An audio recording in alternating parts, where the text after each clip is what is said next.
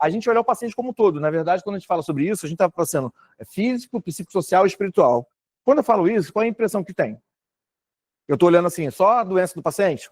Não, a gente não vai olhar essa doença. A gente vai olhar o paciente que está passando por um problema de saúde, por uma doença, que tem uma família que acolhe esse paciente, que tem uma base ali, que tem uma rede de apoio. Então, eu estou falando do paciente como um todo. Isso é importante. Em cuidado paliativo, a gente sempre vai enxergar o paciente pensando assim, se o paciente está no ambulatório, eu estou prescrevendo essa medicação, mas será que o paciente vai ter dinheiro para comprar essa medicação? Eu estou olhando o aspecto social do paciente. Será que o paciente vai ter alguém que ajude no curativo? Estou olhando a rede de apoio desse paciente. Será que esse paciente tem condições psíquicas de passar por isso? Será que o quanto de suporte ele vai precisar dar a esse paciente, a essa família? Eu estou olhando o paciente como um todo. E isso, de fato, faz diferença. Se eu parar e só querer tratar o físico, ali a parte, a dor, e sem esquecendo que o resto tem todo um complemento desse paciente, eu estou fazendo um trabalho pela metade. E é com essa perspectiva de olhar o paciente como um todo, de olhar o paciente por inteiro, que a gente fala sobre cuidado paliativo. É engraçado como às vezes a gente olha um paciente, está internado ou no ambulatório, onde quer que for, que seja, e a gente às vezes só tem a noção da foto do momento. Estou olhando aquela foto, aquele momento do paciente. E o paciente é muito mais do que isso. O paciente eu falo que o paciente é um filme de uma vida inteira. É o vídeo de uma vida inteira. Porque, assim, é uma história. Cada um de nós aqui tem uma história incrível, com certeza. Eu sempre falo isso também. A gente tem histórias maravilhosas na nossa vida e cada um de nós seria uma novela de Manuel Carlos, com certeza. E a gente tem que olhar para esse paciente sabendo que ele tem essa história linda também, essa história completa de uma família, de superou muitos obstáculos. A gente tem que olhar o ser humano que está ali, e não olhar o doente.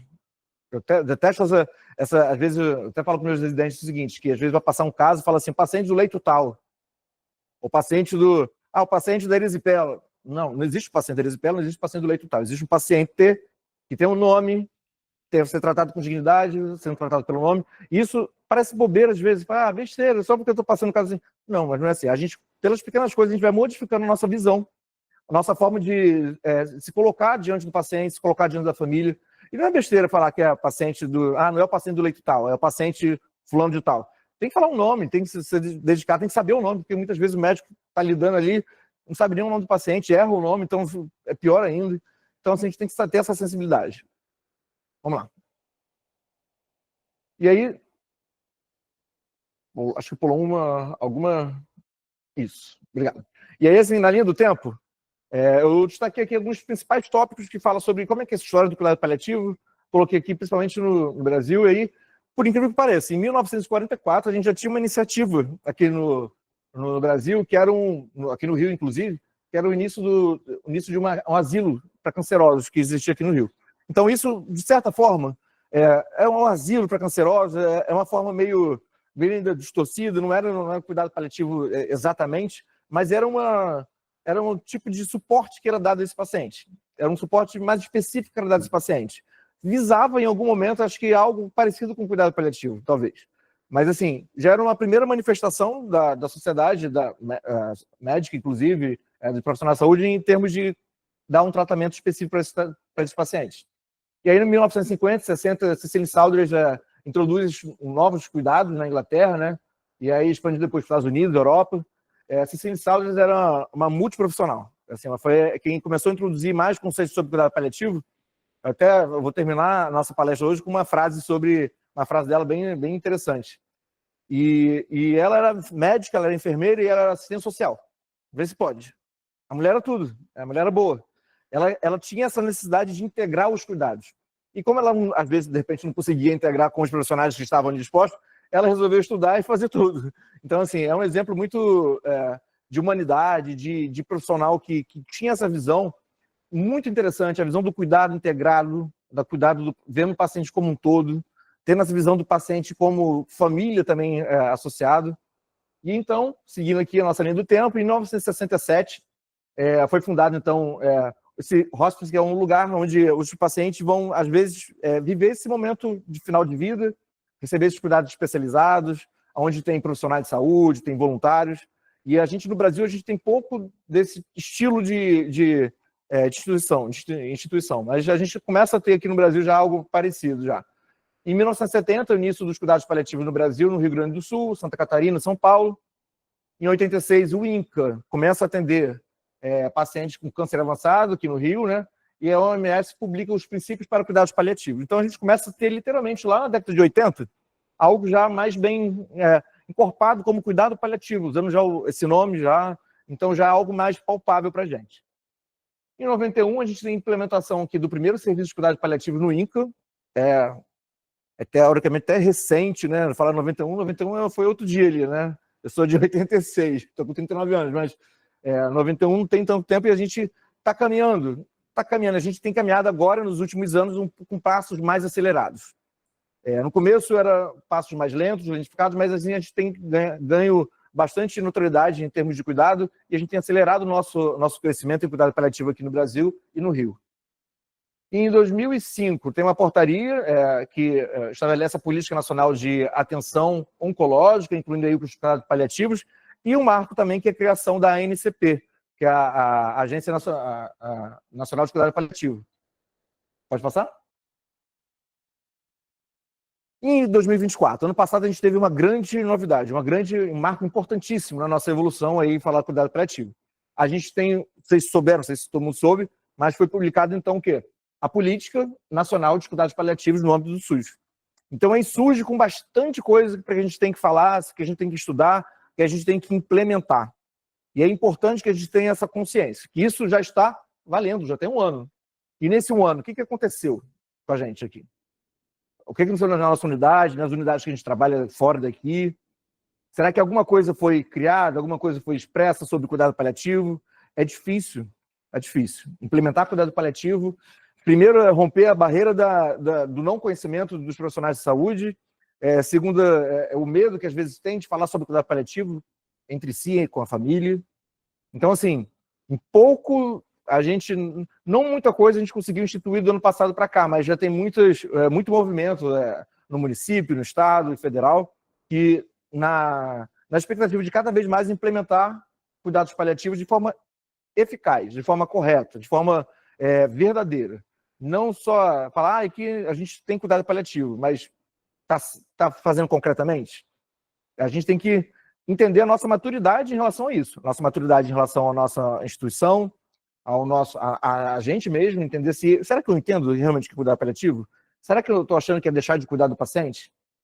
Porque tem gente que acha que é isso, né? Que é deixar de cuidar do paciente, é limitar, vou limitar porque não tem jeito mesmo. Não é isso. A visão não é essa. Então, se romper toda a nossa visão que às vezes está antiquada, que está ultrapassada, e instituir isso de verdade, com clareza, com objetividade, é difícil, mas a gente está caminhando para isso. E aí eu coloquei aqui até um resuminho. Aqui não é o artigo, tá? Estou só dizendo o que diz no artigo. No artigo 1º, né? A lei vai consagrar o direito de acesso ao cuidado paliativo no serviço de saúde no âmbito nacional, em todos os níveis de atenção à saúde, né? Tanto mais básico, primário, até o nível mais avançado. Centrado na prevenção e alívio do sofrimento físico, psicológico, social e espiritual, na melhoria da qualidade de vida, como eu já tinha comentado aqui antes, né? E no apoio ao paciente e seus familiares, quanto associados à doença que ameaça a continuidade da vida. Então, isso aqui é como se fosse até um resumo do que é cuidado paliativo, né? Seguindo. No artigo 2º, para efeitos da presente lei, entende-se o quê? Cuidado paliativo consiste nos cuidados ativos promovidos pela equipe multidisciplinar. E aí vem outra coisa. Nós só trabalhamos em equipe multi. O médico sozinho, por mais que ele queira, às vezes ele acha que ele trabalha sozinho, que ele que manda e desmanda, não é. Não é. E nem outro profissional. Nós trabalhamos em equipe. E é importante que a gente tenha essa consciência que o nosso trabalho se dá em equipe, que jamais eu sozinho como médico, numa equipe de cuidado paliativo, vou conseguir administrar tudo, fazer tudo pelo paciente, porque não vou. E isso, graças a Deus, eu tenho essa consciência e consigo passar isso também para os meus médicos que trabalham comigo, para quem trabalha na equipe do trabalho, que a gente precisa trabalhar em conjunto. E não existe cuidado só pelo médico, só pela enfermeira, só pelo físico, por todos os profissionais da área de saúde que aqui trabalham. A gente trabalha em conjunto, cada um com o seu papel, no seu momento, mas a gente trabalha única e exclusivamente para o paciente e para a família desse paciente. E nós não somos protagonistas de nada. Quem é protagonista nesse caso é o paciente e a família dele. Então a gente está todo mundo junto, mas com intuito, com empenho, para que esse paciente seja atingido com os nossos cuidados. E aí, assim, objetivando a melhoria da qualidade de vida por meio da prevenção e alívio do sofrimento, identificação precoce, da avaliação correta e tratamento de dor e demais sintomas que traz sofrimento, tanto por físico, psíquico, social e espiritual. Pode passar? E aí fala sobre obstinação terapêutica. Vocês sabem o que é isso? Obstinação terapêutica? É uma coisa que a gente faz muito às vezes, muito. Às vezes a gente, no intuito de promover o bem para o paciente, a gente acaba promovendo situações que são desagradáveis, aumentando a dor do paciente, aumentando o sofrimento, porque eu tenho uma obstinação terapêutica, eu tenho uma vontade incrível de achar um meio para curar aquele paciente, muitas vezes já não tem mais uma possibilidade de cura, mas quando a gente não pode curar, a gente pode cuidar, né? E só que eu acho que eu tenho que fazer mais exames, mais biópsia, mais punção, mais dreno, mais tubo, e às vezes a gente está obstinado. E a obstinação terapêutica é esse conceito de procedimentos diagnósticos e terapêuticos desproporcionais, e fúteis e desnecessários, no contexto de cada paciente, prolongando o sofrimento e a agonia, e em nada contribui para a qualidade de vida do paciente que vive em terminalidade. A gente tem que reconhecer que alguns pacientes a gente vai limitar os nossos meios diagnósticos, porque alguns meios vão causar tanto sofrimento e vão trazer nada de informação a mais, ou tão pouco, e com a informação que às vezes traz, a gente não consegue trabalhar. Às vezes um paciente que já está com uma clínica de obstrução intestinal avançada, um paciente de 90 anos com obstrução intestinal, e a gente sabe que ele já na tomografia tem uma massa, a gente vê a massa, e aí você vai fazer uma biópsia, às vezes, naquele paciente, submeter ao colono, a gente não sabe nem se a gente está colocando risco do paciente nesse momento, a gente não sabe nem a avaliação a cada caso, eu estou dando só um exemplo, mas assim, às vezes submeter o paciente a uma colono já oferece um risco de vida enorme, e um desconforto enorme no paciente que às vezes não tem condição de passar por esse preparo. E aí vai que você consegue fazer o exame. Eu já vi isso acontecendo, paciente de mais de 100 anos de idade. Eu falar, não faz essa coluna, não faz, a gente não vai ter o que fazer com os resultados, se tiver esse resultado, o que a gente vai fazer? Mas aí foi feito, tudo bem, foi feito. E aí depois chega o diagnóstico, chega lá a biópsia, lá o do patológico. Tá com uma neoplasia agora, de cólon. E aí? O que eu vou conseguir fazer nesse paciente? Imagina. Aí agora eu me vejo com um problema maior ainda. Eu tinha um paciente que tinha uma questão clínica, eu tinha que ajudar a tratar e tudo mais. Agora eu tenho um paciente que tem uma questão clínica e tem um laudo de biópsia que eu não consigo fazer nada. E aí, o que eu vi de importante para esse paciente? Eu submeti ele a um exame que era horrível, todo mundo precisa ter idade para falar que coluna é chato de fazer, né? Todo mundo sabe que coluna é chato. Mas assim, 90 anos, com toda a clínica que ele apresentava, eu submeti ele a fazer um procedimento desse, oferecendo o risco do próprio procedimento, e depois é porque eu ganhei de objetivo com aquele laudo, com aquele diagnóstico histopatológico. Não, porque eu tinha que ter um histopatológico. Tem que ter, na maioria das vezes, é importante que a gente tenha, mas é importante que a gente olhe o paciente primeiro. Antes de olhar o exame, eu tenho que olhar o paciente. Eu não posso, a custo de querer muito um laudo histopatológico, colocar o paciente também numa situação ruim, que causa mais sofrimento a ele. Eu tenho que avaliar caso a caso. Então, assim, procedimentos, a gente fala sobre esse termo, então, fútil. Procedimento é uma terapia fútil. É até estranho a gente ouvir esse termo. Mas isso quer dizer o quê? Que é uma terapia que não vai trazer benefício. Que às vezes vai trazer todo o desconforto de um tratamento, de um exame, mas que o benefício por si só, o benefício em si, não tem. E essa sensibilidade, essa percepção de que eu estou fazendo para esse paciente, e a gente vai adquirindo, a gente vai trabalhando, isso vai amadurecendo na gente. Essa discussão no round, a gente poder discutir esse paciente e entender claramente o que a gente pode fazer de objetivo para benefício desse paciente. É benefício. Eu sempre falo, a balança que a gente tem que usar o tempo todo. Eu tenho um procedimento, eu tenho uma proposta de conduta, eu vou colocar na balança. Se eu ofereço mais riscos do que benefícios, claramente eu não devo fazer esse procedimento, estabelecer essa conduta. Agora, se eu tenho mais benefícios, eu tenho alguns riscos, mas que esses benefícios vão suplantar esses riscos, eu posso implementar. É um pensamento até que lógico, mas que às vezes no dia a dia a gente se atrapalha mesmo, porque a gente tem que ganhar experiência, a gente ganhar chão nisso. Mas a gente colocar nessa balança, avaliar caso a caso. E aí, no cuidado paliativo, mais do que nunca, a gente sempre fala que sim, que a gente tem que avaliar caso a caso, né? Mas no cuidado paliativo não existe receita de bolo. Não existe aquela, deu certo para fulaninho, olha, se deu certo para fulano, não vai dar certo para ciclano. Pode não dar certo. Vai dar certo? Às vezes vai, mas pode não dar certo. Então, caso a caso. Cada paciente é um paciente. E essa consciência também de ver um paciente por paciente cada vez é muito importante, é muito necessário. A gente não estender assim, um tipo de tratamento para todo mundo, que não vai ser assim que a gente vai resolver. É importante ter essa perspectiva da individualidade. E o parágrafo único ali também, no terceiro artigo, os cuidados paliativos devem ser ofertados o mais precocemente possível no curso de qualquer doença ameaçadora da qualidade da vida, com o objetivo de garantir maior autonomia, maior independência desse paciente, melhorar a qualidade de vida do paciente e os seus familiares, mediante prevenção e alívio de sintoma. É isso. Esses 3 artigos resumem bastante o que a gente vai falar hoje. E, para terminar, o cuidado paliativo já está previsto no Brasil, já está em lei. A gente tem que colocar agora em vigor, colocar na nossa prática. É isso que é mais importante agora. A gente já conquistou bastante coisas em relação à legislação, a gente hoje já está seguro de fazer, a gente está com documentação necessária para isso, basta a gente agora colocar em prática. Que é fácil? Não. Não é.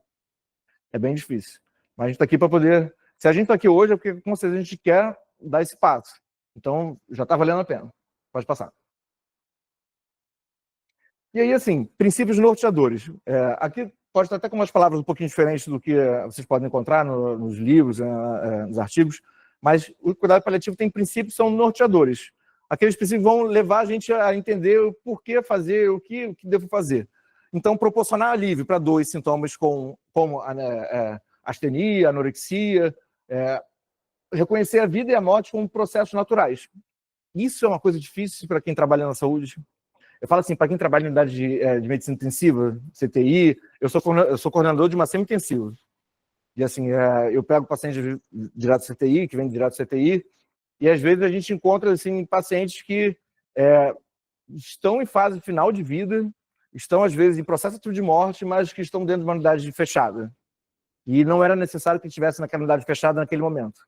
Porque às vezes aquele paciente que está na unidade fechada, recebendo cuidados na fase ativa de morte, aquele paciente está literalmente nas últimas 24, 48 horas de vida, ele podia estar recebendo cuidados tão bons fora do CTI e com a família do lado, a família dando apoio, dando carinho, dando amor.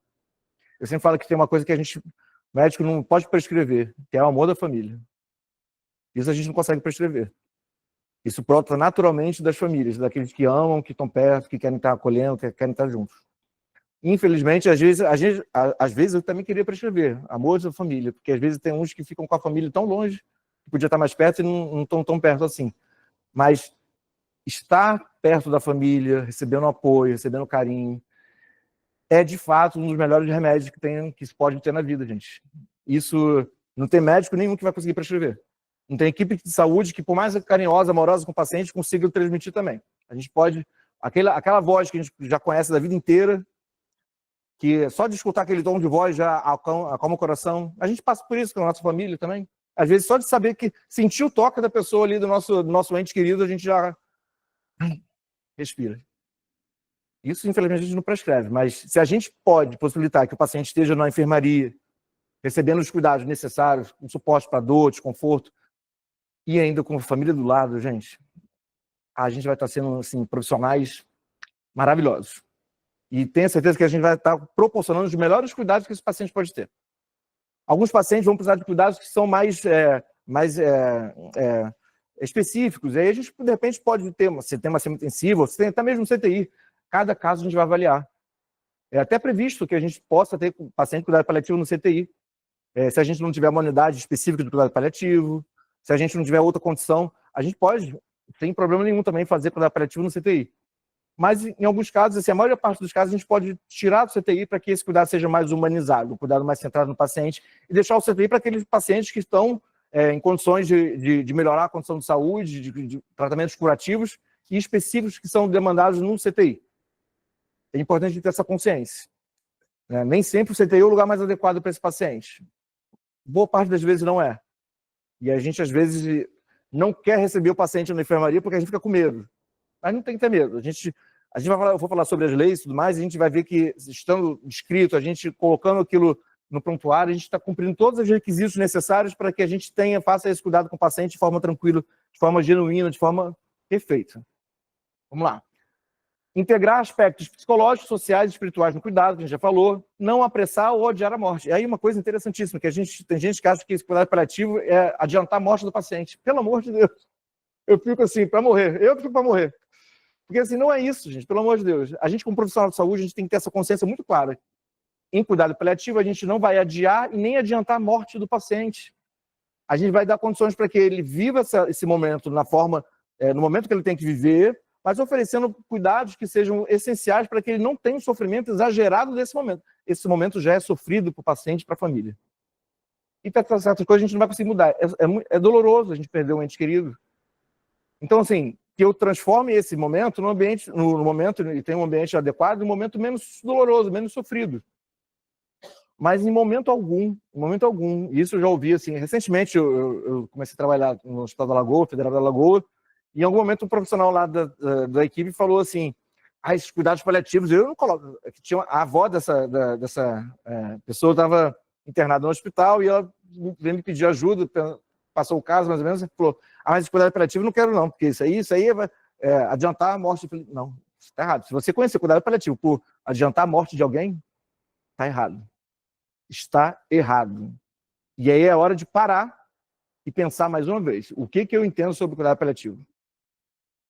A gente também não visa o quê? Estender a vida de forma artificial, de uma forma que às vezes a gente está achando que está fazendo algum bem, mas às vezes a gente está só estendendo o sofrimento. Entender também que aumentar o tempo de vida não significa viver bem. Viver bem é viver também com qualidade de vida. Estender, aumentar a sobrevida do paciente, podendo melhorar a qualidade de vida dele, é ótimo. Mas se eu estou piorando a qualidade de vida dele, eu vou pensar, por que eu estou fazendo esse processo de estender o sofrimento? E a gente é proibido, inclusive tem um artigo do Código de Ética Médica que fala para o médico o seguinte, se ele tem um tratamento que ele sabe que já de antemão, que não vai modificar, não vai trazer benefício para ele mais à frente, só está trazendo, assim, às vezes, estendendo o sofrimento dele e da família, a gente não deve aplicar. A gente tem que ter essa consciência. Então, vamos lá. Apoiar a família no enfrentamento da doença e no ambiente familiar, ajudar pacientes a viver ativamente até a morte. Nossa, isso é incrível. Eu tenho que ajudar ele a viver, de fato, até o dia que ele realmente morrer. Porque eu não posso... para mim, assim, é inadmissível a gente prolongar, às vezes, a vida do paciente no sentido que ele já não está vivendo mais ali. Ele não está vivendo. Então, a gente entender naturalmente, encarar a morte como um processo natural. Processo de vida e morte. A gente nasce, cresce, desenvolve. E a gente, em algum momento, a gente sabe que isso vai acontecer com a gente. Claro que a gente não espera que isso aconteça num momento jovem, com paciente jovem. Fica mais antinatural para a gente. Mas entender a morte como um processo natural e que a gente pode mudar essa perspectiva que a gente tem hoje de a gente deixar os pacientes que estão morrendo longe. Hoje em dia é comum que a gente vê que os pacientes que estão já próximos da morte são colocados no CTI para que lá aconteça a morte do paciente e a família esteja longe, fica tudo meio longe, meio afastado. Mas esse paciente, gente, ele é um ser humano também e queria estar com a família. A maior parte queria estar com a família nesse momento. E a gente colocando sempre para longe. Então, esse sentido de fazer com que o paciente viva ativamente até o dia da morte, não deixar que ele viva também sem ter vida, e adotar também uma abordagem que seja interdisciplinar. Que a gente já falou, né, sobre trabalhar em equipe, a nosso trabalho é todo em equipe multidisciplinar, e isso é importante que seja bem feito, é importante que na equipe a gente identifique que cada vez mais, eu tenho essa percepção aqui, não é porque eu sou médico que o paciente vai ter abertura comigo, às vezes, de conversar, de falar sobre o que está causando aflição. Às vezes vai ser com a nutricionista, vai ser com a fisioterapeuta, vai ser com a fono, pode ser com qualquer profissional da equipe multi. E vou te falar uma coisa, já aconteceu assim, de eu ver paciente que, com a profissional da higiene do hospital, que o paciente se sentia confortável de falar. Olha, está me causando angústia isso. Tanto que eu já fui até procurado uma vez, uma profissional, a minha estava na limpeza, ela veio procurar, doutor, a paciente falou isso. Falei, olha, que bom que conseguiu falar com você, porque para a gente não estava conseguindo falar. E é para a gente entender que a gente tá pareando, todo mundo é igual. E que a gente acha que muitas vezes, porque eu sou médico, não. É identificação, é empatia. A gente sempre fala muito desse conceito de empatia. A empatia não é simplesmente, vou me colocar no lugar do outro. Não é só isso. É isso também? Mas não é só isso. É entender, tentar se colocar, entender a perspectiva, o sentimento, a posição, a história do outro. Não é assim, vou me colocar no lugar dele, hoje eu estou aqui internado. Não, não é isso. Não é simples e bruto dessa forma.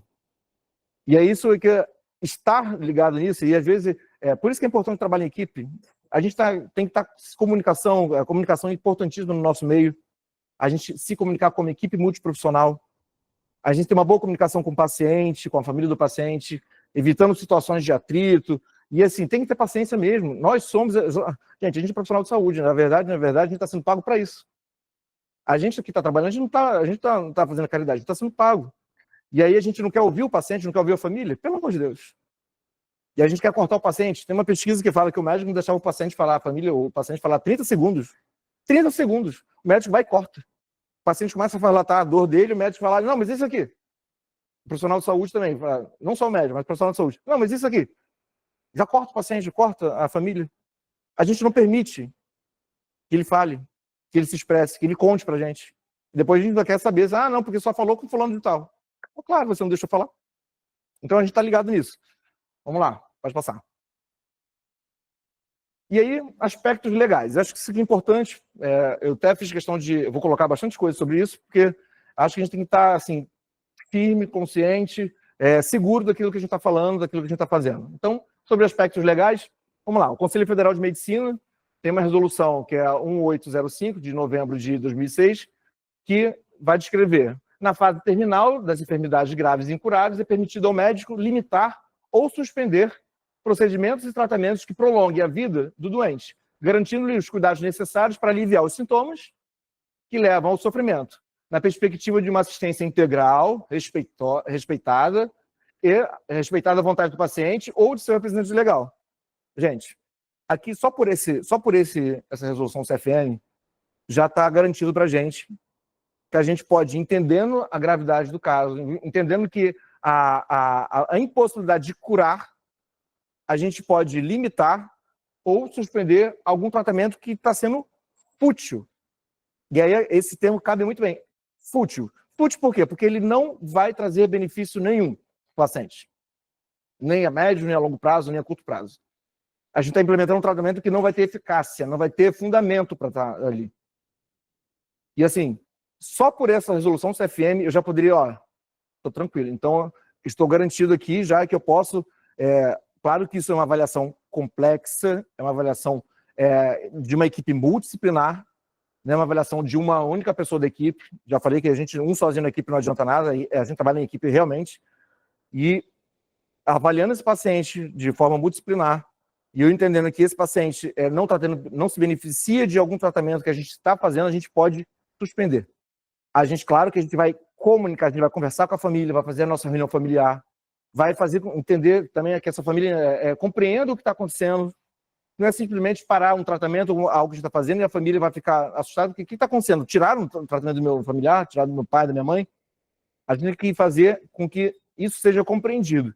E aí, mais uma vez, a linguajar que atinja aquela família, que atinja o paciente, não adianta nada. Hoje mesmo fui fazer uma avaliação hoje de manhã, um paciente lá na Lagoa, que aí a paciente falou assim para mim, claro que acho que tinha uma questão de não aceitar o diagnóstico, não aceitar a impossibilidade de cura, mas ela falava assim que nenhum médico falou isso para mim, doutor.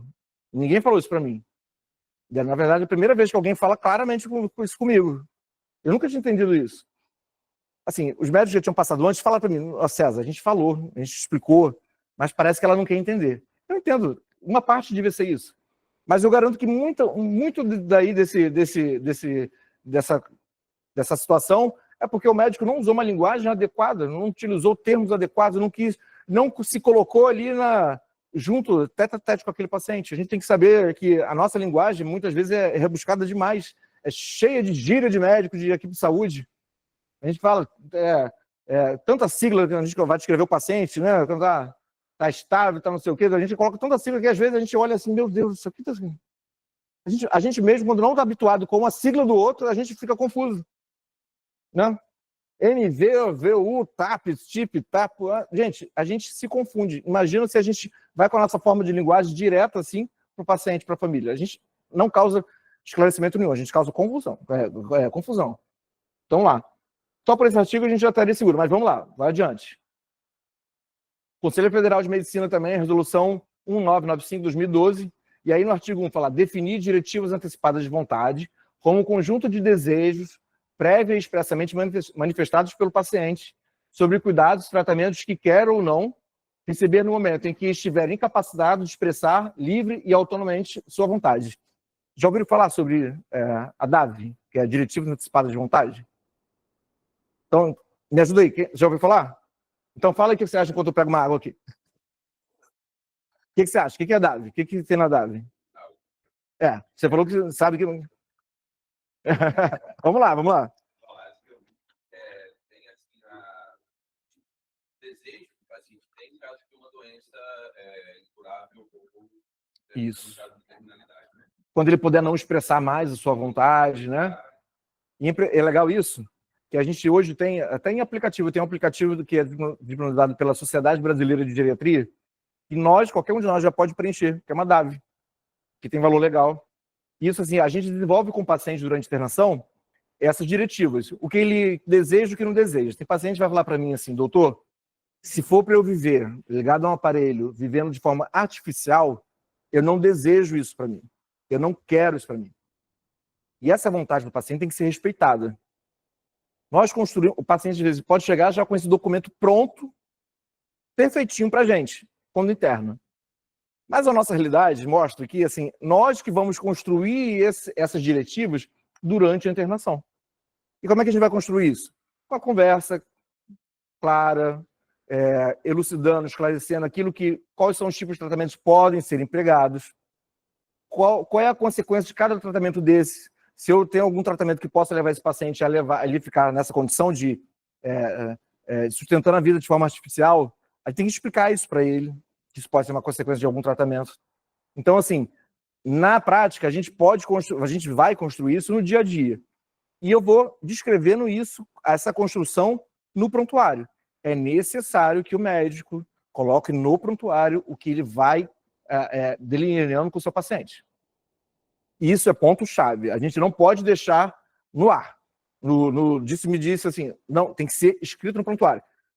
Eu sou da época que falava assim, tudo que eu fazia, o meu staff falava, tem que escrever no prontuário. Se eu dava informação ao paciente, informação ao familiar, eu falava, escrever no prontuário? Eu tinha que escrever no prontuário. E eu lido assim até hoje. Assim, tudo que eu faço pode ser assim, besteira, eu escrevi isso no prontuário. Eu coloquei lá.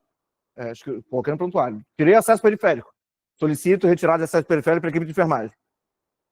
É importante que a gente coloque tudo no prontuário. É o documento principal do paciente. É onde está descrito ali a história do paciente. E muitas vezes muitas vezes vai livrar até a equipe de algum problema não falou isso para mim, está descrito, não tem que questionar. O que está descrito está feito, o que não está escrito não está feito. Se eu não escrevi, não está feito. A gente pode até ter feito na prática, mas se eu não escrevi que eu fiz, não está feito. A gente tem que aprender, isso é de uma importância, eu não ser membro do Conselho Regional de Medicina, assim, pelos processos que eu vejo e tudo mais, isso é de uma importância incrível. Então, assim, essa construção da DAV, a definição, né, da DAV, lá no artigo 2, a gente vai ver, no parágrafo 3º, as diretivas antecipadas de vontade do paciente prevalecerão sobre qualquer outro parecer não médico, inclusive sobre os desejos dos familiares. Se eu deixei escrito, delineado com o meu médico, que eu não queria ser submetido não queria ficar viva de forma artificial, ninguém da minha família que vai chegar depois, pode falar o contrário, que vão respeitar a vontade dele, não vai respeitar a minha. Por isso que é importante a gente deixar tudo muito bem delineado. O médico registrará no prontuário, olha só, acho lindo, né? Registrar no prontuário as diretivas antecipadas de vontade que lhes foram diretamente comunicadas pelo paciente. Cara, não tem o que errar. Gente, está ali, está escrito, o caminho é esse, tem que fazer isso e isso. Não tem como errar. Vamos deixar escrito em prontuário. Que, se não deixar, gente, aí não tem validade nenhuma. A gente retrocede tanto quando a gente não deixa, a gente perde toda a nossa base legal. Por isso que é importante a gente deixar muito bem escrito. Pode seguir. Vamos lá. Mais uma do Conselho Federal de Medicina, resolução 2156 de 2016. E aí, pacientes com doenças incuráveis ou em fase terminal podem ser tratados com dignidade em outras unidades de internação. Olha o que eu já falei. Como enfermaria, apartamento, unidades intermediárias e unidades de cuidados paliativos. Não necessariamente tem que estar no CTI. E esse documento foi feito para falar isso. É uma das coisas que trata muito bem esse documento. Não precisa estar no CTI para receber cuidados paliativos.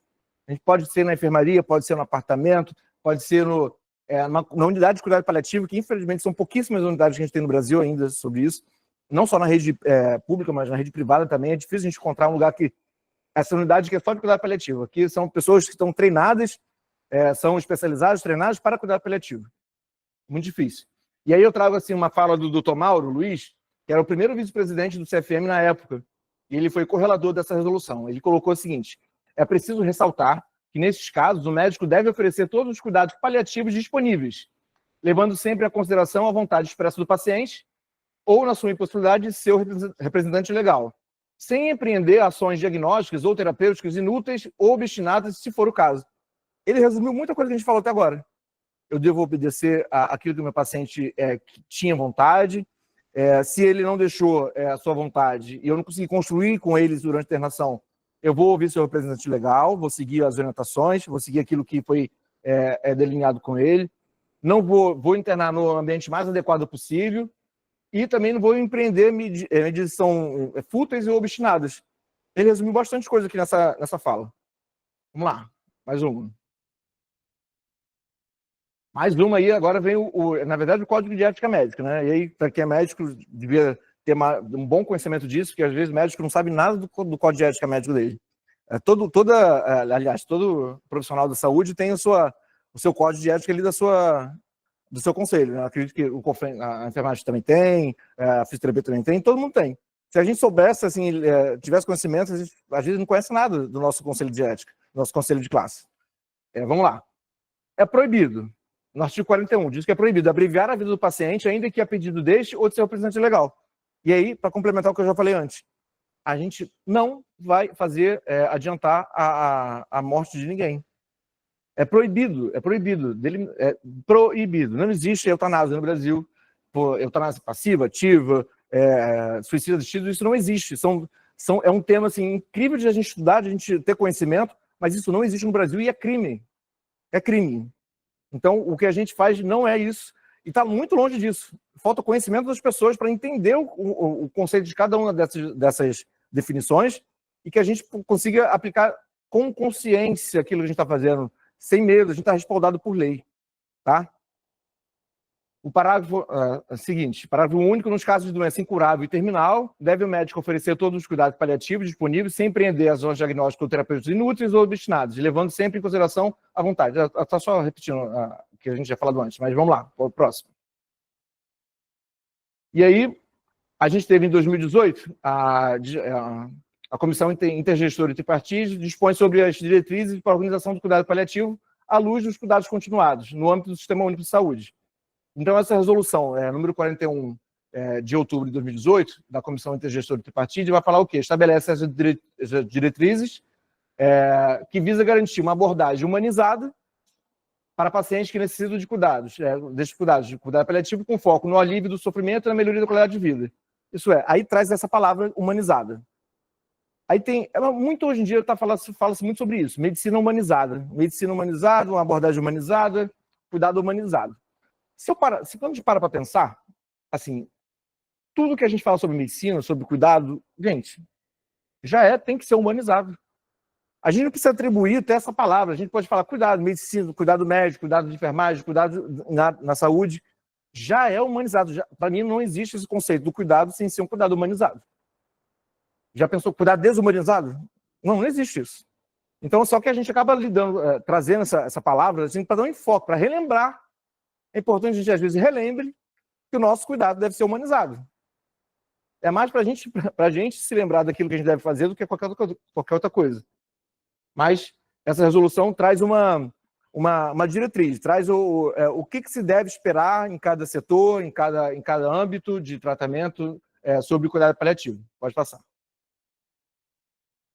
E aí, a portaria que saiu no ano passado, até já falei sobre ela, mas que institui a Política Nacional de Cuidado Paliativo no SUS, visando garantir os cuidados paliativos para todos os pacientes com doenças graves, para melhorar a sua qualidade de vida. E as diretrizes incluem a integração dos cuidados paliativos na rede de saúde, isso em todos os âmbitos da rede de saúde, na primária, inclusive, incentiva ao trabalho em equipe multidisciplinar, que é essencial, e promoção de educação continuada para profissionais de saúde, que a gente está fazendo isso aqui hoje. Então é isso. Hoje a gente está implementando esse programa. No que fala que a gente está aqui hoje conversando sobre cuidado paliativo, já é implementar esse programa, essa política. A semana eu estive na segunda-feira, estava no Hospital da Lagoa, assim, eu tive a visita do PAD. Acho que todo mundo sabe que é o PAD. Gente, PAD para uma paciente de cuidado paliativo. Assim, incrível. Assim, incrível. Eu sou apaixonado, assim, quando eu fiz na UERJ a especialização também, a gente tinha a oportunidade de passar pelo PAD e tudo mais. E assim, a abordagem do PAD foi sensacional. A abordagem da equipe que foi uma médica, uma nutricionista, uma técnica de enfermagem. A equipe que foi, assim, teve uma abordagem incrível, assim, eu achei, cara, eu fiquei tão encantado, que eu não tinha na prática visto uma visita, eu sabia do PAD, assim, já tinha ido com o PAD até na casa, mas, assim, não tinha visto a abordagem deles, assim. Incrível, sensacional, assim, de parabéns, eu acho incrível todo o trabalho, e é sensacional o quanto que a gente ganha com o paciente sendo atendido pelo PAD. E assim, o paciente de cuidado paliativo, ele ganha muito no atendimento que ele pode ficar em casa, recebendo o suporte necessário que ele precisa para estar em casa.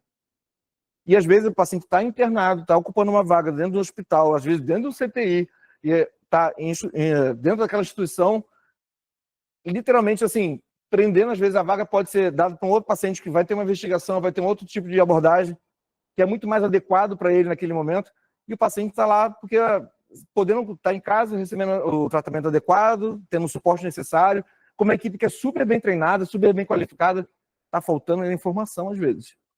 Informação de eu não sabia que podia pedir, é assim que pede. Como é que faz para pedir? As pessoas não sabem. Os meus residentes lá não sabiam, a maioria não sabia como é que agia para pedir o PAD, como é que fazia a solicitação da avaliação. Então é importante que a gente esteja atento a isso. Vamos lá. Bom, falei pra caramba de lei. Espero que agora a gente esteja tranquilo em relação à parte do legal. Tudo certo? A gente não precisa ter medo, a gente precisa ter conhecimento. Fala que a luz do conhecimento dissipa toda a escuridão do medo, do temor. É isso. É um conceito muito bonito, mas tem que ser prático. Eu não posso deixar só no conceito do livro, da palestra, da apostila. Não, tem que ser prático. O conhecimento que eu tenho sobre a parte legal, que trata do cuidado paliativo, deve me deixar tranquilo e consciente daquilo que eu estou fazendo. Seguro. A gente pode fazer cuidado paliativo tranquilamente. A gente está sob a luz das leis que nos orientam. Então, espero que a gente consiga, a partir de agora, já ter esse pensamento assim. E outra coisa, no final eu vou deixar disponível para vocês todos esses documentos, tá? Para a gente ter isso bem assegurado. Bem redigido, você não precisa ter livro nem tempo. Eu vou até falar sobre o prontuário ali na frente. É uma das coisas que ainda vou falar, tem um slide só para isso, porque o prontuário a gente tem que estar bem escrito, bem feito, gente. Prontuário bem feito, não tem nada no mundo. O mundo pode abalar, pode ter terremoto que for, mas o prontuário vai estar intacto. É nosso livro, assim, é o documento principal do paciente. Não existe. A gente vai ter livros de ordem de ocorrência pela equipe de enfermagem, pela equipe de... A gente pode ter o livro que for, mas o prontuário é o principal documento. É o que vale, é o prontuário. Então, eu vou reforçar isso, que eu acho muito importante. Falando sobre bioética, a gente aplicando os princípios da bioética, a gente vai estar fazendo cuidado paliativo. Se a gente observar, por exemplo, a autonomia, garantir o direito do paciente esclarecido a participar das decisões e a seu respeito e do seu plano de cuidados. Isso é cuidado paliativo? Isso é um princípio da bioética. Beneficência, maximizar o bem que se pode fazer ao paciente. Toda vez que eu paro para pensar, será que eu estou fazendo realmente o bem para esse paciente? Será que o que eu estou aplicando está trazendo benefício? Não só a curto prazo, mas a médio e longo prazo? Aí vem a não maleficência, não causar dano, não fazer o mal. A gente, às vezes, não quer fazer o mal, só que a gente está tão perdido, às vezes, no nosso plano de cuidados, que a gente está implementando medidas diagnósticas, de cuidados que são desnecessários, estão aumentando assim, o sofrimento do paciente. Aquele caso daquele velhinho que eu falei, da colonoscopia. Então, eu tenho que observar a autonomia desse paciente, a beneficência, a não maleficência e a justiça, que a justiça, nesse caso, vai tratar o outro de maneira justa, utilizando os recursos de forma equitativa, de forma necessária. Nem todo mundo vai ter que ser tratado com o mesmo tratamento, vai receber o tratamento que lhe cabe, que é equivalente àquilo que ele tem. E aí, dessa paciente que eu falei da colonoscopia, só para falar para vocês, no final das contas, era uma paciente que tinha total, já tinha 102 anos, 102, 104 anos, mas ela tinha total consciência, era lúcida e orientada, que é um luxo, né? a gente com mais de 100 anos, está lúcido e orientado para tomar nossas próprias decisões, e a despeito da vontade dos filhos, que fizeram ela fazer o exame e tudo mais, ela falou, não quero fazer nada. Não vou operar. Não vou fazer nada. E ela se impôs. E os filhos, obedientes que foram, tiveram que respeitar a vontade da mãe. Porque ela falou, ela falou, eu já tenho 102 anos, 104 anos, eu vou paciente cirúrgico fazer o quê? O que eu vou fazer? Incrível, incrível. Eu fico admirado assim, com a capacidade de discernimento que ela teve de colocar claramente para a equipe, eu não quero. Eles querem, mas eu que sou a paciente. Ela foi linda, essa paciente, foi linda. Assim, teve brilhantemente, ela expôs, assim, ela deu uma lição para todo mundo de que é essa autonomia, de como deve ser a gente levar a vontade do paciente em consideração. Vamos lá. Esses são os fundamentos da bioética, tá? Isso é de conhecimento geral, para todas as áreas. Pode continuar.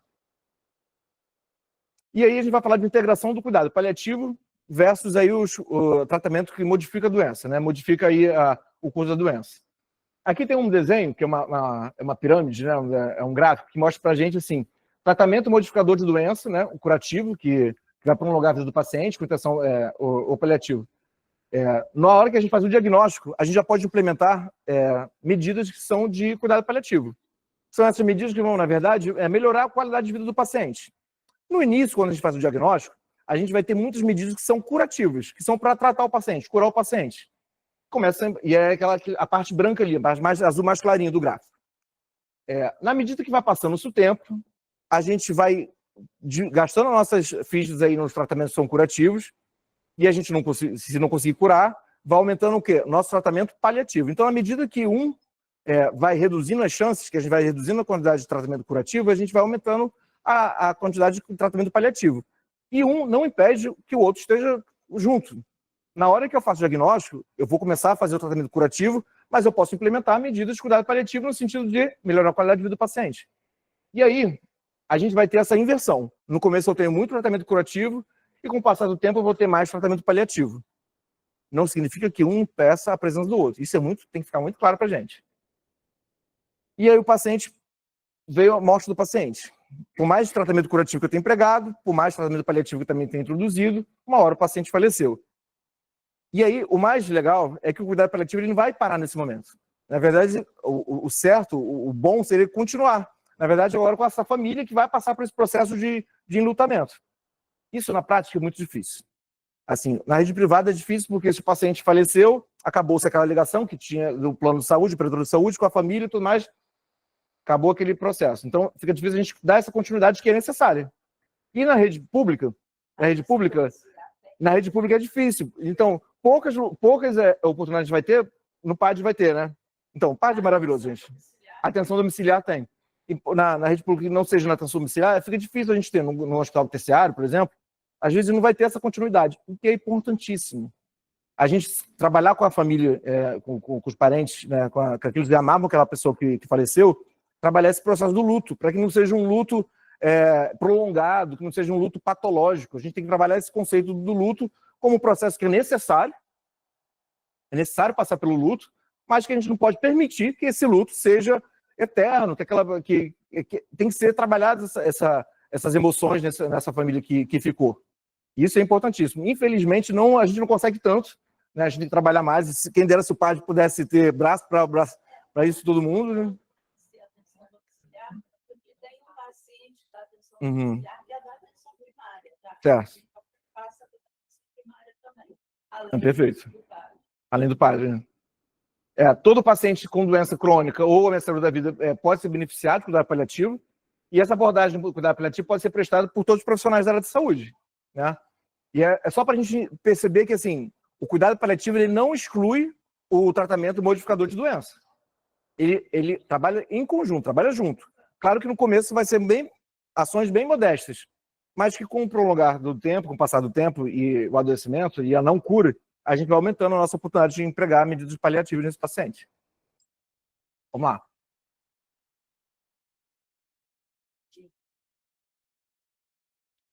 Ferramentas para identificar as demandas. Aí a gente tem... Como é que eu vou saber? César, tá muito legal. Você falou sobre cuidado paliativo, tá falando de mó tempão já, falou sobre lei, sobre a importância da equipe multi. Mas como é que eu vou saber se esse paciente merece ou não uma avaliação do cuidado paliativo? E aí existem algumas ferramentas, fala assim, em alguns lugares já estão um pouco mais na cultura daquele hospital, na cultura daquele grupo que está atendendo o paciente, está mais já mais sensível a isso. Então, às vezes, não precisa nem dar uma ferramenta específica, já vai entender que aquele paciente merece passar por uma avaliação do cuidado paliativo, da equipe de cuidado paliativo. Mas, assim, existem ferramentas que são feitas para a gente, literalmente... estou na dúvida, será que eu merece chamar o cuidado paliativo para avaliar esse paciente? Então, eu tenho ferramentas que vão nos direcionar para isso ou não. Existem 3 ferramentas principais que a gente trabalha. Eu, particularmente, até na Redditor, a gente adotou o Spict como a nossa principal, a ferramenta principal, a nossa única ferramenta, na verdade, que a gente está fazendo hoje em dia, que é um conjunto de alterações que a gente vai ter, respectivo a alguns grupos, por exemplo, cardiológico, hepatológico, renal, alterações que vão demonstrar uma piora significativa desse paciente. Ou de um quadro geral também. Reinternações, internação que não era prevista, que foi necessária, redução da ingesta, perda da mobilidade. Tem algumas coisas que a gente vai avaliando. E com isso a gente consegue identificar se esse paciente merece ou não uma avaliação em cuidado paliativo. Existem outras ferramentas, o Gold Standards, ou então o NECPAL também é interessante, bem interessante. Eles têm uma questão que é uma pergunta surpresa. Já ouviram falar da pergunta surpresa? O que é a pergunta surpresa? Fala para mim, o que é a pergunta surpresa? Você se surpreende o quê? Se esse paciente falecer em 12 meses. Isso, por si só, essa pergunta por si só, já é capaz de ter ela parece ser simples, né? Parece não ter muito significado, mas ela tem um significado enorme. Por si só, ela consegue já identificar, na maior parte dos casos, aqueles pacientes que merecem, sim, uma avaliação. Se eu falar assim, se me surpreende, eu falar que não me surpreende esse paciente falecer em 12 meses, esse paciente merece uma avaliação com cuidado paliativo.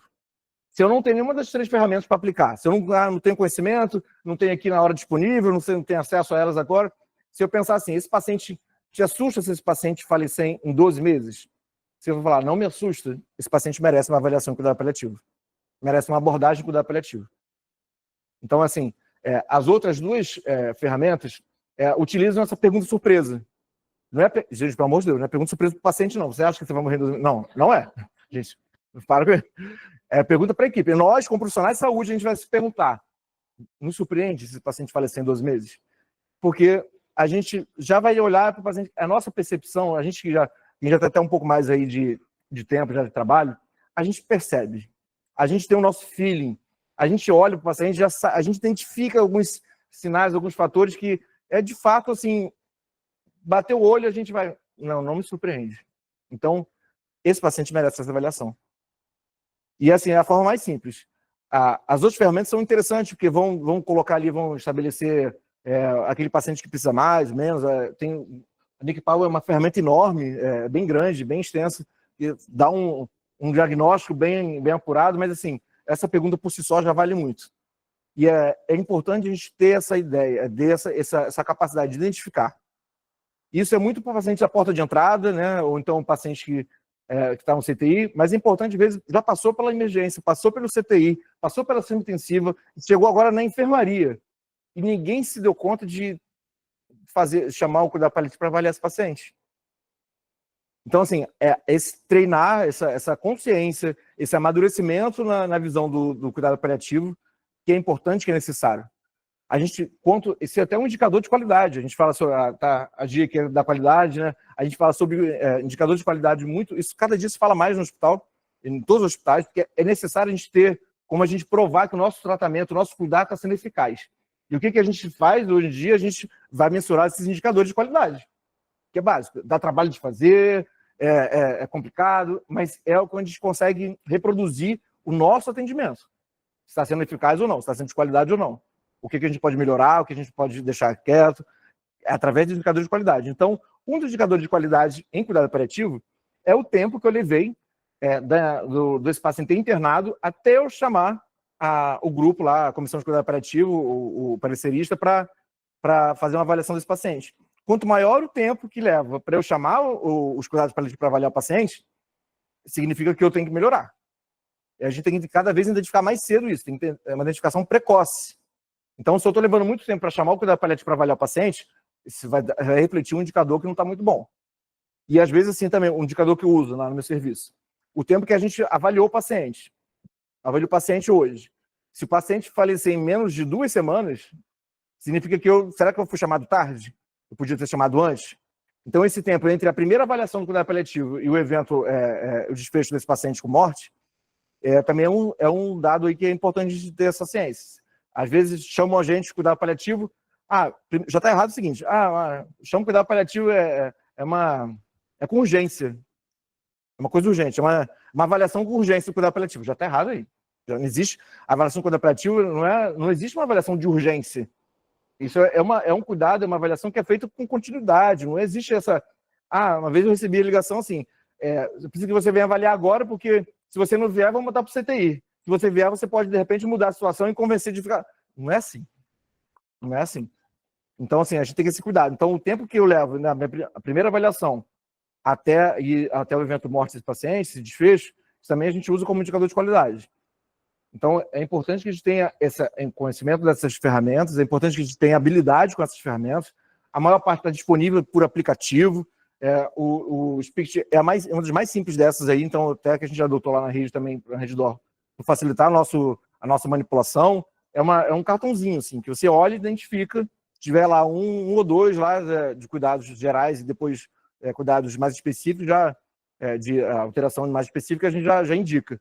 Então, assim, é simples, mas, além disso, ainda tem a pergunta surpresa, que a gente pode usar. E outra coisa, a identificação de cuidado paliativo não vai contraindicar, mais uma vez, que a gente implemente um tratamento que seja modificador de doença.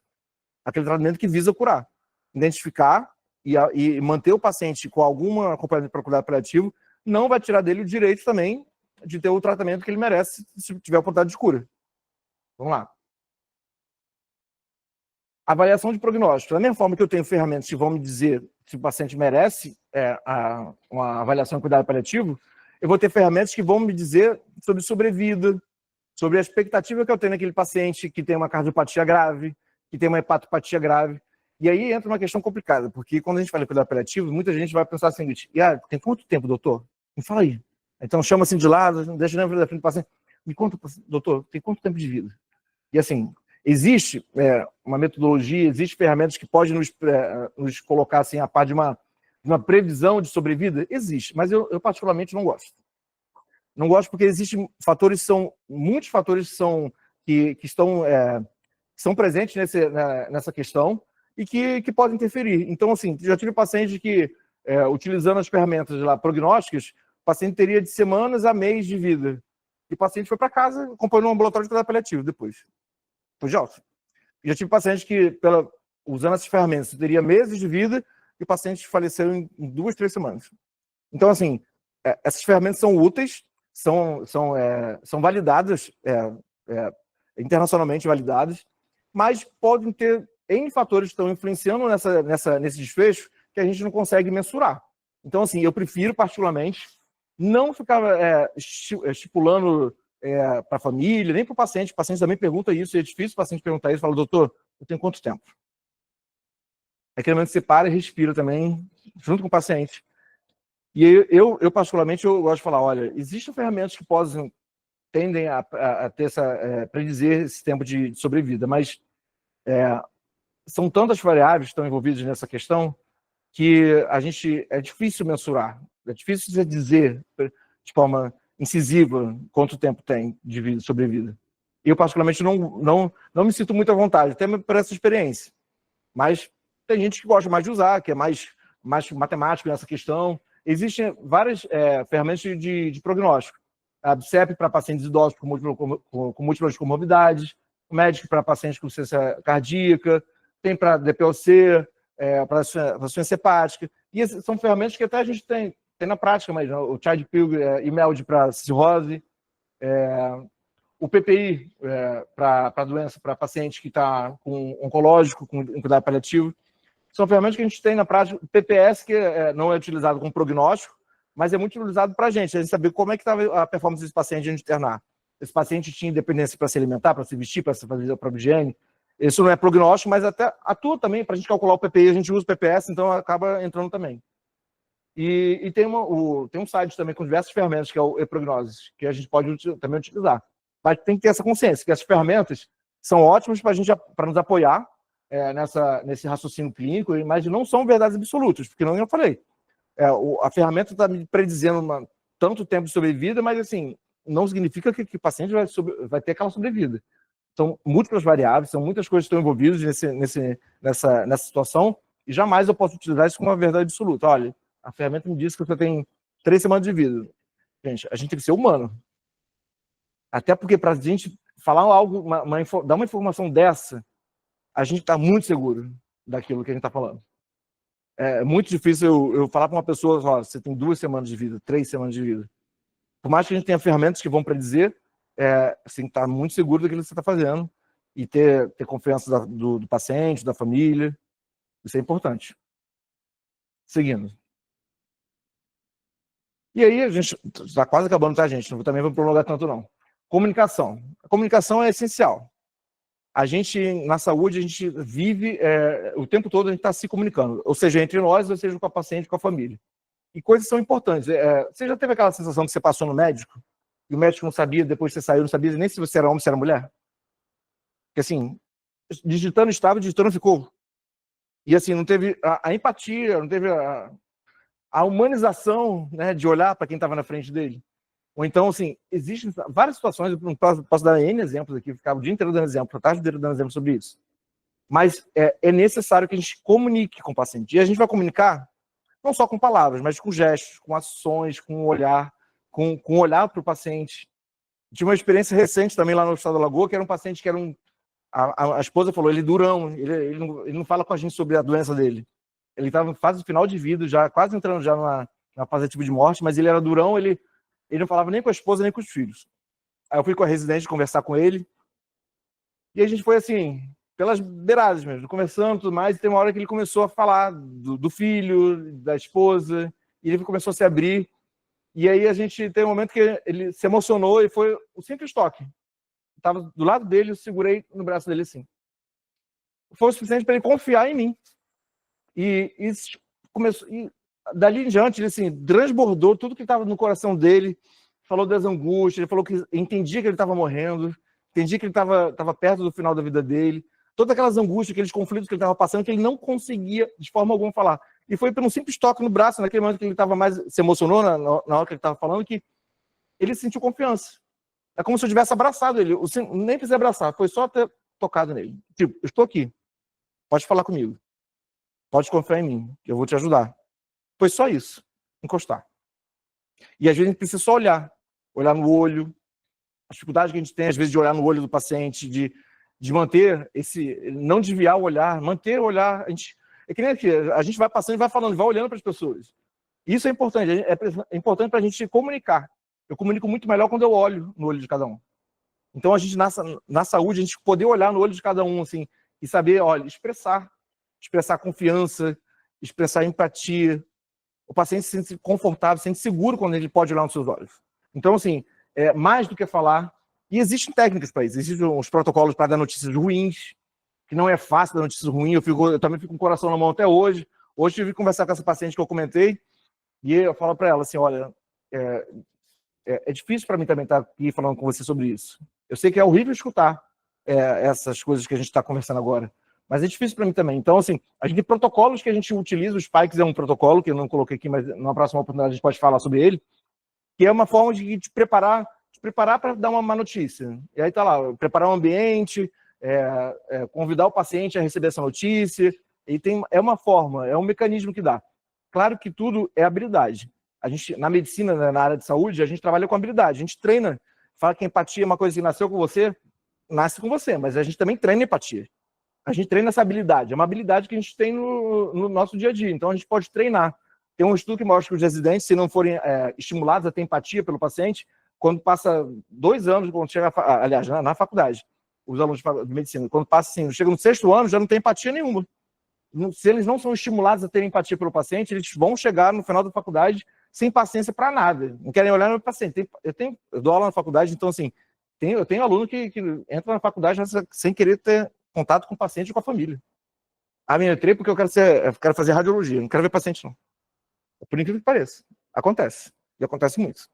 Então, assim, isso é treinável, isso é uma habilidade que pode ser treinada, e essa linguagem não verbal é essencial. Contato visual, expressão facial, nunca fazer cara de reprovação. Gente, não se faz cara de reprovação para ninguém. Então, familiar também, às vezes, situação que com certeza quem está na ponta, eu estou na ponta, a gente já observou N vezes. A gente está no posto de enfermagem, tá evoluindo, fazendo qualquer coisa, chega aquele familiar que está se aproximando daquele familiar. Todo mundo está vendo aquele familiar se aproximar. Todo mundo está vendo. Mas ninguém tem a coragem de olhar para trás. Gente, isso é comum. Eu já presenciei tanto isso. E eu sou cara de pau. Eu viro... Alguém da equipe vai poder ajudar? Que eu falo mesmo. Assim, não tem vergonha? Não tô com vergonha. Então, assim, fica de costas, porque sabe que... Ih, fulano de tal. E a gente sabe, a gente tem aqueles nomes já, aquelas pessoas estão na lista dos mais demandantes. Não, demanda muito. Nossa, cada vez que eu vou lá, eu fico 1 hora. Não, vai lá você dessa vez. Vai lá. Gente, isso é verdadeira empatia. Isso é se colocar e atender um paciente, atender a família. Cara, ele não está ali te demandando algumas vezes porque ele quer, com certeza. Ele quer estar na casa dele, com certeza. O parente quer estar na casa dele também. Dali porque tem um motivo. E o nosso tratar esse paciente, esse contato visual, essa expressão, essa postura é essencial. Toda vez que eu finjo que não vejo, nossa, é incrível. Uma vez teve um treinamento lá no hospital que era uma pessoa assim, um treinamento de uma pessoa, tipo, fosse uma pessoa de fora que entrou no hospital sem identificação, sem nada. E aí essa pessoa sem identificação chegou lá no setor, depois de a gente viu pelas câmeras, né, que mostraram pelas câmeras, essa pessoa ia mexer nas coisas, saiu carregando um carrinho assim de fralda. Ninguém fazia nada, ninguém na minha equipe fazia nada. Todo mundo fingindo de costas, fingindo que não estava vendo o que estava acontecendo. Depois, quando mostraram o resultado lá para a segurança, o pessoal de segurança mostrou o resultado, eu falei, gente, que vergonha que eu passei com vocês. Todo mundo fingiu que não conhecia a pessoa, não queria se identificar, não queria parar. Posso te ajudar para identificar aquela pessoa? Ninguém fez nada disso. Só fingiu que não estava acontecendo nada. E continuou assim até o final. A pessoa saiu com o carrinho. Ele conseguiu sair, essa mesma pessoa, no outro andar, ele conseguiu sair com o carrinho de parada. Levou o carrinho de parada. Ninguém identificou. Ninguém parou. Olha, moço, que isso? Está levando o carrinho de parada? O profissional de saúde está acostumado, às vezes, a fingir que nada está acontecendo. Ficar ali no mundinho dele, assim. Tomara que não me chame, tomara que não me chame. E a gente tem que parar com isso. Isso é cuidar paliativo também. Isso é abordagem, isso é humanização. A gente não gosta de colocar humanizado no jogo. É humanizado. Cuidado tá humanizado. Isso é cuidado humanizado. Escuta, tom de voz, escutativo. Escutar é difícil. Eu já tive reunião de cuidado paliativo, sinceramente, assim, que eu saí daquele dia, daquela reunião, assim, eu estava acabado. 3h30. Eu fiquei 3h30 numa reunião de cuidado paliativo com uma família grande. Era preciso. Saí, assim, exaurido. Mas era preciso naquela família. Era uma pessoa jovem, com 3 filhos, um bebê, que era moça, era mais jovem do que eu. Eu falei, nossa, não, eu tenho que falar, eu tenho que escutar, eu tenho que orientar, eu tenho que esclarecer. E é isso que a gente precisa. E às vezes é cansativo mesmo. Sabe quando é cansativo assim? Porque às vezes quando só tem um da equipe que está proposto a fazer, quando tem mais gente proposta a comunicar no dia a dia, não fica tão cansativo assim para um chegar no final e ter que falar com essa família inteira o tempo todo. É um trabalho de formiguinha, assim, mas às vezes sobra muito para quem está no extremo, lá na ponta, assim, você é o responsável por cuidar paliativo, então é com você. É nosso. A família é nossa, o paciente é nosso, os cuidados são nossos. Pode passar. Reunião familiar, objetivo, né? A gente sempre vai fazer uma reunião familiar. O objetivo dessa reunião é a gente esclarecer a família, esclarecer o paciente, ser claro, ter uma linguagem objetiva, uma linguagem clara. Tem que ter local adequado para isso. Eu não posso fazer isso no meio da enfermaria, no meio do CTI. Eu tenho que ter um lugar específico. É importante ter uma sala, se possível, que a gente possa acolher, uma sala que tenha aconchego, uma sala que tenha, assim, seja confortável para a gente receber uma família. A gente não pode entrar no leito ou para falar sobre cuidado paliativo com tempo marcado. Tem que saber, assim, que às vezes vai ser rápida a conversa, vai ser mais curta, e às vezes vai demorar bastante. Então, assim, eu não posso entrar de costas no leito, aquele negócio. A gente sabe que é entrar de costas, né? Todo mundo já sabe muito bem que aquele não vai entrar de costas. Aquele que mal entra já sai. A gente não pode ter esse comportamento falando em cuidado paliativo. A gente tem que estar disponível, ouvir essa família. E aí passo para durante a reunião. Apresentar o que é o cuidado paliativo, saber escutar, saber tirar as dúvidas, ter compreensão da perspectiva da família, porque às vezes a família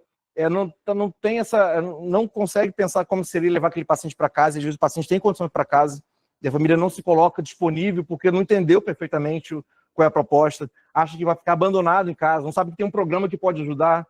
E a gente tem que saber comunicar, tem que saber falar isso para a família. compartilhar essas informações e alinhar o plano de cuidados. A gente fala muito em cuidado paliativo sobre essa compartilhar decisões. Algumas decisões no nosso cuidado vão ser compartilhadas, outras são só técnicas. As questões técnicas são da equipe médica, a equipe de cuidados. Não cabe à família também impor de uma forma não colaborativa até a que eles querem. Doutor, não vou levar para casa, não tem a menor condição de ficar em casa com ela. E o paciente, às vezes, vai ter uma expectativa de sobrevida de meses, de anos, mas os cuidados são muito grandes, a demanda sobre aquele paciente é muito grande, então a família, às vezes, fica receosa de levar para casa. E aí, utiliza, às vezes, o leito do hospital como uma casa de repouso. E a gente tem que ter essa consciência que saber comunicar isso é importante. É difícil para aquela família também, tem que saber me colocar no lugar daquela família. A família, às vezes, todo mundo trabalha fora o dia inteiro, não tem como ficar cuidando. Entender também o lado deles é interessante. Para o nosso lado de gestor de saúde, às vezes, quem está na gestão, é difícil a gente, poxa, podia ir para casa, mas a família não está querendo levar. Mas será que eu me coloquei também no lugar daquela família? Será que eu tive a perspectiva daquela família? Como é que está sendo aquela... Por que não quer levar? Será que não está se sentindo abandonado? Será que vai ficar com medo de cuidar? Isso é importante. E só para a gente terminar, pode passar. A documentação em prontuário. Gente, eu espero que no final de tudo que eu falei até agora, se a gente não escrever bem no prontuário, olha, eu vou sair daqui muito decepcionado. A gente tem que saber escrever. Escrever tudo que a gente faz. Parece até engraçado assim, mas eu realmente até hoje eu faço isso. É engraçado que lá na Lagoa, eu como staff, os outros staffs da Clínica Médica, tudo mais, às vezes não escrevem tanto no prontuário. Eu sou o que mais escrevo no prontuário. Eu escrevo hoje, cada evolução minha vai uma página, 2 páginas às vezes de evolução, que eu descrevo tudo que eu falei com a família. Isso é importante? É importante. É importante porque devo fazer, é importante inclusive para a minha segurança como profissional de saúde. Se a gente descreve detalhadamente o que a gente conversou com a família, o que foi ajustado com a família, com quem da família eu falei, é importante a gente não colocar, falei com o familiar. Não, falei com fulano de tal, que é pai, que nome, sobrenome, horário, eu coloco tudo. Tudo. Contato é importante. A gente tem que escrever tudo que a gente falou. É para a segurança do paciente, é para benefício do paciente e é para nossa segurança como profissional de saúde. A gente tem leis que nos resguardam, a gente está amparado por lei, por tudo, mas devemos fazer a nossa parte. Escrever de forma clara, adequada, objetiva. Não precisa, eu sou bem prolixo, confesso, eu que sou prolixo, eu escrevo textão mesmo, é fato. Eu, para deixar um bilhete para uma pessoa, eu escrevo quase uma folha de A4. Mas assim, eu sou meio prolixo, mas assim, não precisa ser assim. Só tem que ter objetivamente o que de informação foi passada, o que foi planejado junto com a família, com quem foi planejado, as ações que foram feitas, que deixaram, coisas que eram planejadas de fazer, que deixou de fazer. A gente tem que escrever tudo em prontuário. A melhor forma de a gente se garantir, a gente prestar um atendimento adequado. E outra coisa, de comunicação entre nós, tá? Se eu faço um prontuário adequado, eu escrevo adequadamente, é impossível que o outro vai chegar e vai ler e não vai entender. Não vai entender. Inclusive o médico, né, hoje em dia, é claro que aqui o prontuário acho que também é todo informatizado, né? Eletrônico. Mas assim, existe um artigo no conselho, no conselho de ética, né? No conselho de médicos, que fala assim, se o médico não escrever de forma clara a letra, eu já vi médicos sendo condenados porque não tinha nada claro, a conduta do médico, tudo era uma letra horrorosa, ninguém entendia nada. Eu já vi, por incrível que pareça. Hoje em dia é menos complicado isso, porque é tudo digitalizado, né? Fica menos chato, mas assim, até nisso a gente tem que tomar cuidado. Será que a informação que eu coloco está sendo entendida ou não? Né? Prontuário tem que ser feito com garbo e elegância, assim, tem que ser feito assim, com dignidade. Isso é bom para o paciente e é bom para as equipes que estão cuidando desse paciente. E é bom para o hospital que está cuidando desse paciente. É uma das coisas principais. Escrever bem é essencial. Vamos lá, só para a gente encerrou. E aí eu deixo aqui, essa é a Cecília Saunders, aquela que é a mulher danada, que ela foi enfermeira, médica, assistente social, e que ela tem várias frases dela que eu amo, que eu sou apaixonado, mas essa é uma frase que me toca muito e que fala muito do que aquilo é cuidado paliativo, né? Uma das frases é: o sofrimento humano só é intolerável quando ninguém cuida. E isso é tão realidade. Isso me toca muito como médico, como ser humano, como profissional de saúde, como alguém que quer cuidar, alguém que se propõe ao cuidar do outro. A gente pode sofrer muito com problemas de saúde, as famílias sofrem, mas quando a gente dedica o nosso tempo, o nosso cuidado àquela pessoa, o sofrimento se reduz tanto. E aí, nesse sentido, eu estava dando uma palestra do dia num colégio, que era um ensino médio, o pessoal está se formando, era como se fosse uma feira de ciências, feira de profissão. E aí eu falei sobre a medicina, sobre a minha história na medicina, como é que eu fui parar na medicina, o que eu faço na medicina. Aí, no final da palestra, uma menina levantou a mão e falou assim: ô, doutor César, ele perguntar, você não fica frustrado, não? Aí eu olhei assim, vai vir uma bomba para ele. Por quê? É porque os médicos, né, as pessoas estudam medicina para curar, para salvar a vida, né? E os seus pacientes morrem. Eu falei, olha, por incrível que pareça, eu sou muito, nessa perspectiva que eu tenho, eu sou muito feliz naquilo que eu faço. Porque mais do que curar, que às vezes a gente não vai conseguir curar, quando eu posso cuidar, quando eu posso amenizar o sofrimento, eu fico muito feliz. E é incrível como assim, até os pacientes, muitas vezes essas famílias estão passando por essa situação, e os pacientes estão passando, aqueles que são só cuidados, entre aspas, são só cuidados, às vezes são muito mais gratos do que aqueles que saem curados pela nossa porta. Muitos saem curados, nunca mais a gente vai ver, nem agradeceram a gente, nem agradeceram a equipe. Mas eles são cuidados que a gente dedica, a gente dá amor, a gente dá... Porque, quando a gente fala de cuidado paliativo, a gente fala nem de cuidado profissional. A gente coloca muito no nosso coração também. É muito do nosso desejo de cuidar. E é modificador, é salvador, assim, eu falo para vocês. E eu falo assim, que cuidar hoje em dia, para mim, tem um aspecto que vai além do que curar. Eu falei para ela assim, olha, para mim, eu sou muito feliz naquilo que eu faço, eu sinto muito pleno naquilo que eu faço, porque médico que cura, aqui tá um monte por aí, todo dia fala médico que cura. Agora, médico que cuida, que ouve, que dá a mão, que explica, que tem paciência de acolher e tudo mais, esses estão cada vez mais raros. Ela entendeu, eu espero que ela tenha entendido, né? É porque é muito difícil. A gente vê hoje em dia, eu sou professor de uma faculdade, eu sei como é que estão se formando as pessoas, eu sei que é difícil ter essa perspectiva do cuidar, de dar atenção. Eu falei para ela, cuidar muita gente cura, agora cuidar está cada dia mais raro. E é isso. Deixei para vocês, pode passar. Com esse QR Code, se vocês abrirem, vai cair numa pasta do Drive do Google, do Google Drive, que tem todos os artigos que eu usei, o manual de cuidados paliativos do INCA, o manual de cuidados paliativos que é adotado pelo Ministério da Saúde, e os artigos aí que eu coloquei também de as leis. Deixa eu baixar aqui. Vai ser compartilhado com vocês, então só pelo QR Code aí já dá para, acho que vocês devem ter conseguido, né? Tá fácil acesso para vocês, que é uma maneira também de facilitar aí a vida de vocês para buscar, ler um pouco mais, conhecer um pouco mais. E os manuais, eu vou falar especialmente do INCA, tá maravilhoso, foi atualizado agora, a segunda edição, saiu em 2024, exemplar, assim, é maravilhoso, sobre hipodermóclise, que é um tema que pode ser abordado, medicações, abordagem de nutrição, todas as perspectivas aí, e fala também sobre a história do INCA, tá bom? As perspectivas dele já sobre os cuidados. Gente, muito obrigado. Uma dúvida que a gente já conversou, nós dois, mas de repente esclarece alguns, até principalmente para a equipe de PAT também. Eu tenho um colega que eu te passei, que é coordenador de uma das UPAs, e a dúvida é, eu posso na UPA fazer cuidado paliativo? Iniciar cuidado paliativo? Pode, né? Pode e deve, na verdade é isso, pode e deve, na medida que a gente consiga acolher essa família, acolher o paciente, documentar, que é importantíssimo, fazer essa documentação. Na primeira abordagem que a gente faz ao paciente, na emergência, já fui chamado algumas vezes na emergência do hospital que eu trabalhei também, para fazer essa abordagem, às vezes a gente vai conseguir definir até logo nesse começo do tratamento.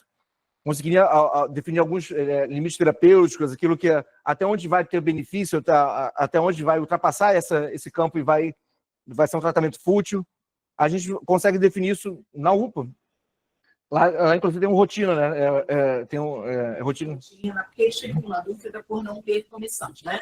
E a gente conversou e falou, tendo um médico rotina, né? Tendo um enfermeiro rotina. Isso já é um... Só o plantonista, você já está diariamente com a família, você tem como startar o cuidado paliativo. Com certeza, com certeza. É mais fácil. Se fosse só plantonistas, daria também? Daria, mas é mais complicado. A gente ter alguém que faça a continuidade do cuidado facilita bastante. Pode falar. Posso estar errado, mas eu acredito que a avaliação começou dos pacientes oncológicos E hoje a gente vê pacientes DPOC, ciência renal crônica, e a gente tem que chamar a família para fazer uma conferência e dizer que existe uma falha terapêutica abençoadora de vida. Isso. E isso a gente vive no CTI, tem a ver com a pergunta da Sandra. Qual é a sua visão sobre isso, até sobre o futuro do paliativista? Porque eu acredito que seja a especialidade do futuro. Também acredito. Intensivista do que para o cardiologista, para o geriatra ou até mesmo para o...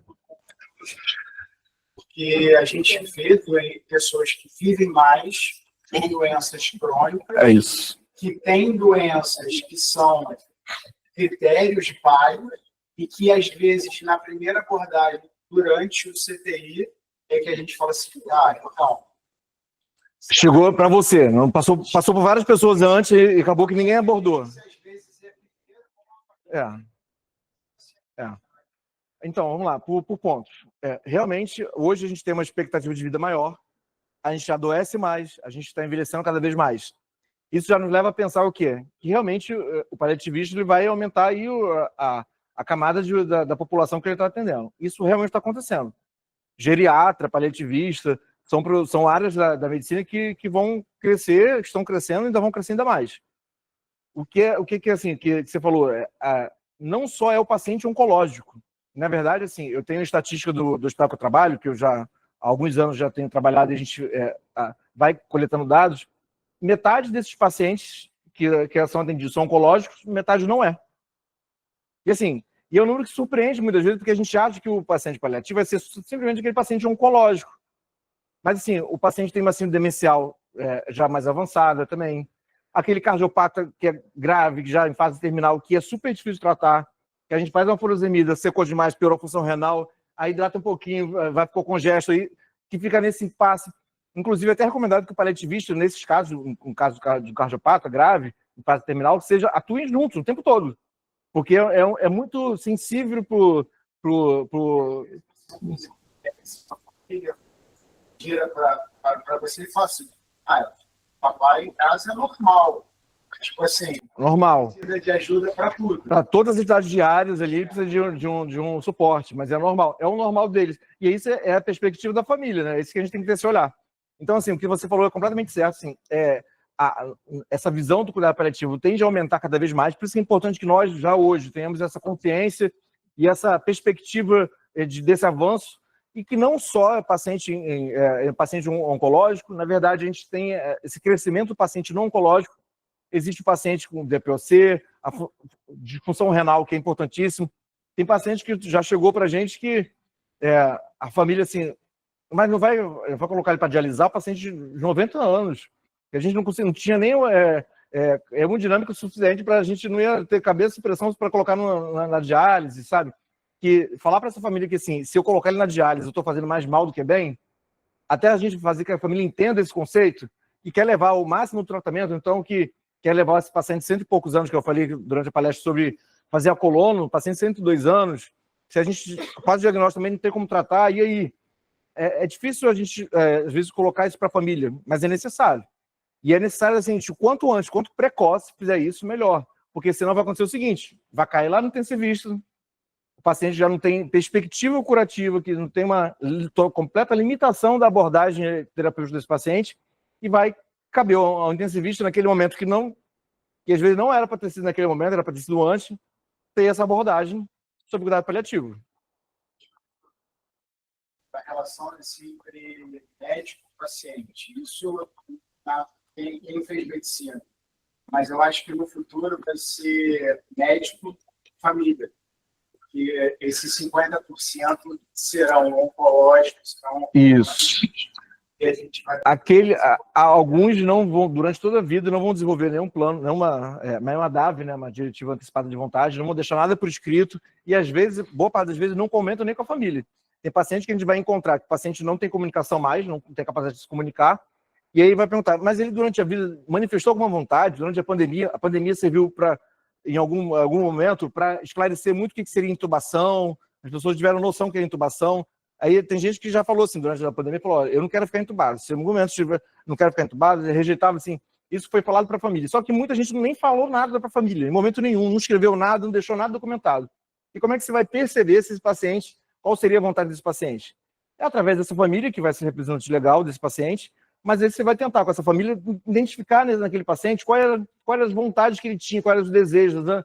O que ele pensava sobre determinados tipos de cuidado, o que ele deixava de manifestar, de querer ou não. Às vezes não vai ter uma palavra direta. Olha, eu não quero ser entubado, eu não quero... Mas o paciente nunca falou isso, mas ele sempre vai ter falado o seguinte, não quero ficar dependente de ninguém, não quero ficar acamado, eu não quero viver de forma acamada.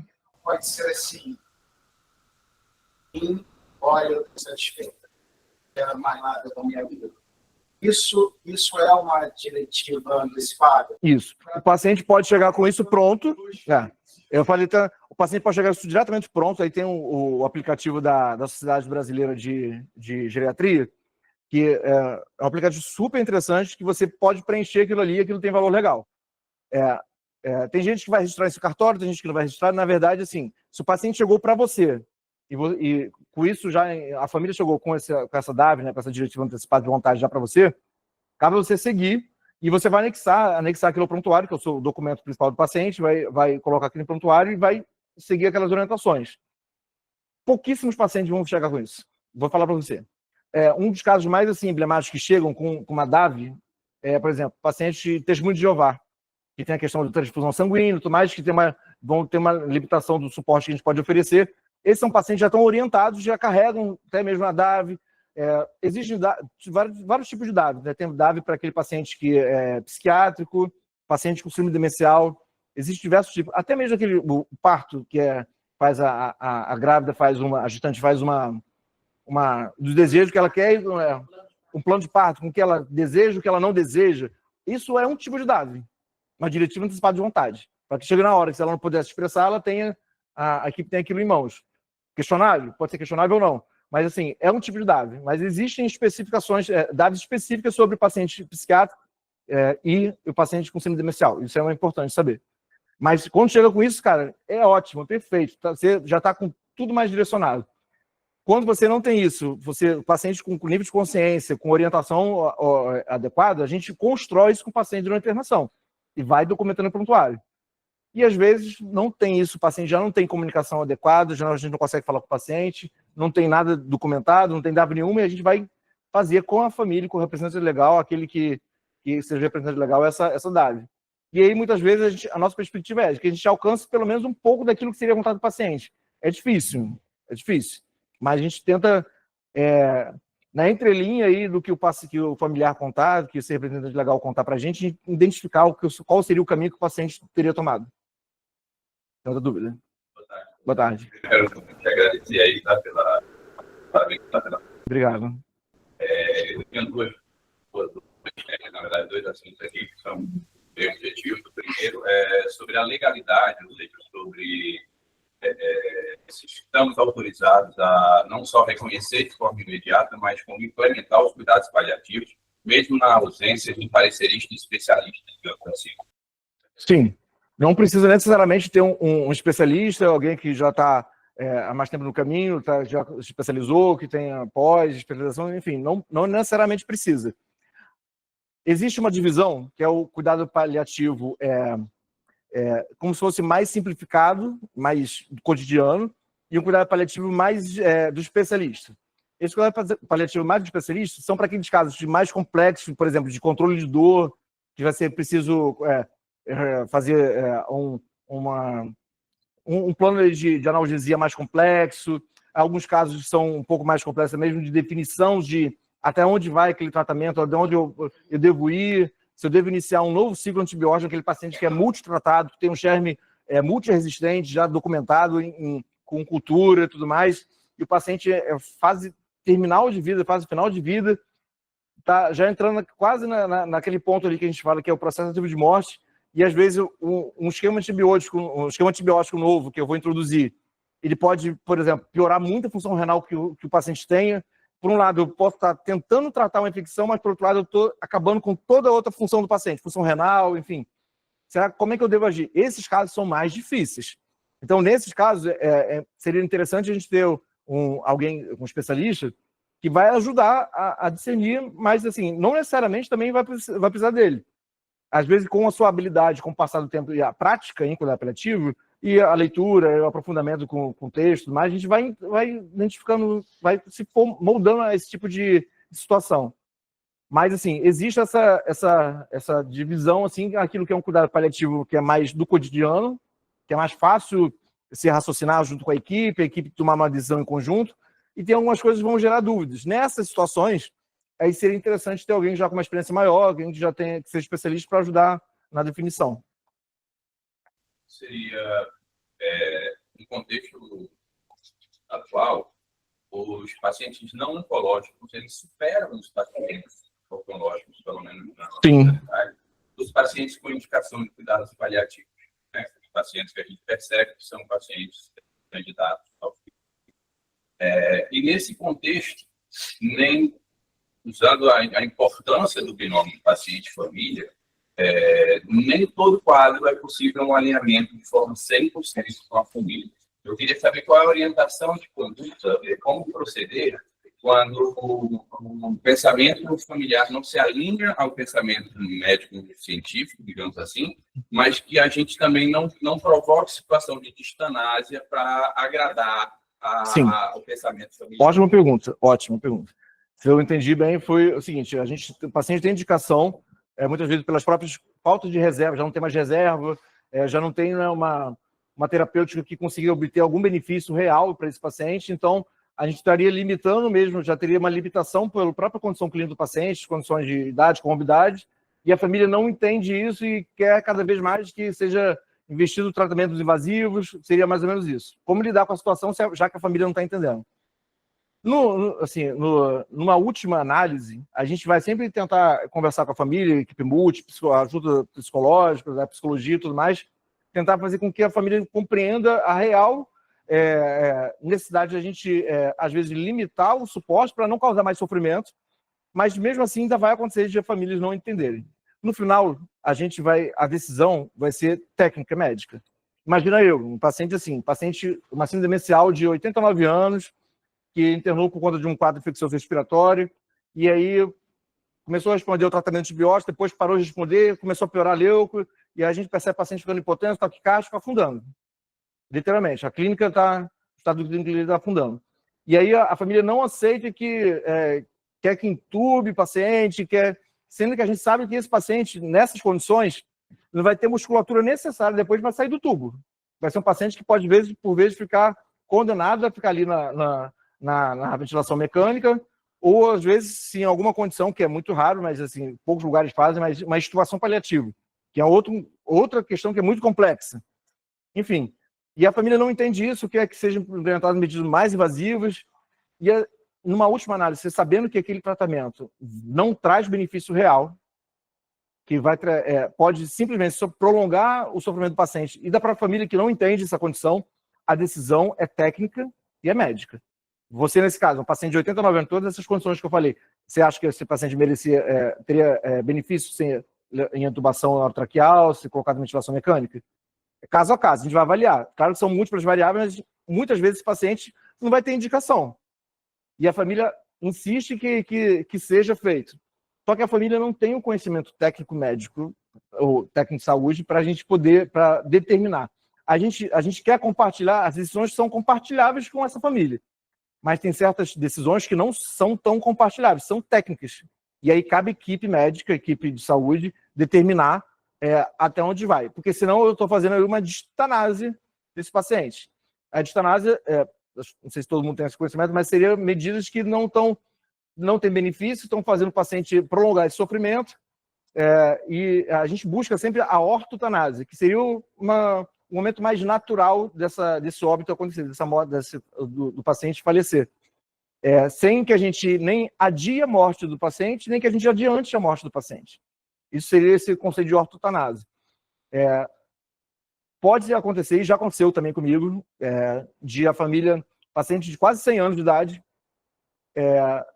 ter essa questão de não aceitar a condição daquele paciente, o final de vida daquele paciente, e tentar impor sobre a equipe, até mesmo assim, agindo até mesmo com pressão psicológica, tentando impor alguma coisa, sendo que isso não, totalmente legalmente está respaldado, de não instituir nenhuma terapeuta que ultrapassasse essa questão da distanásia.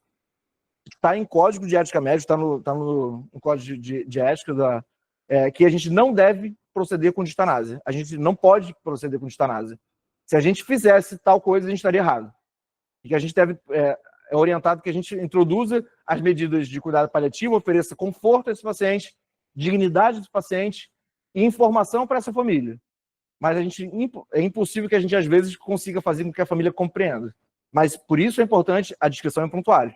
Eu já descrevi isso uma vez em uma situação bem difícil dessa, com uma família que era muito difícil, e era uma família que partia meio para cima, te ameaçava, eu vou denunciar. Não tem o que ser denunciável, não tem nada denunciável. Isso, nesse contexto, sim. Não tem nada denunciável, está tudo documentado, em prontuário, tudo dentro daquilo que é lei. Eu só não posso fazer algo que não é bem permitido. Não me era permitido estender a vida daquele paciente de forma que seja cruel. Às vezes é cruel com o paciente. Aquela paciente estava em final de vida real, assim, era uma senhorinha que tinha menos de 20, quase 22, tinha 20 quilos quase. Assim, muito emagrecida, assim, fase terminal. E a filha insistia na questão de entubar uma paciente dessa e que não tinha menor condição, menor possibilidade. Tecnicamente falando, era contraindicado. E aí, se tecnicamente falando é contraindicado, eu não devo fazer, e a gente está respaldado por lei também em relação a isso. Bem documentado em prontuário, feito com a equipe. Nesse caso, seria interessante a participação de um profissional especializado. Tentar colocar em exemplos o que é tratamento inadequado. Tem um documento da NCP, da Academia Nacional de Cuidado Paliativo? Para que a gente possa, você também, se unir sobre. Interessante, ótimo. É o programa 8. Porra, não tem nada escrito no prontuário. Até tem, né? Mas, eu vou entubar. Tem um documento da NCP que assim, é tipo perguntas e respostas. O que eu devo fazer, o que eu não devo fazer no paciente. Se eu devo fazer uma NPT no paciente que não tem perspectiva de tratamento curativo, porque NPT a gente usa como tratamento de ponte, né? É uma ponte para a gente. É um momento que o paciente não pode alimentar por via oral, então eu vou fazer NPT, mas que ele vai fazer uma cirurgia que futuramente ele vai poder alimentar por via oral, tá tudo certo. Aí o paciente não pode mais alimentar por via oral.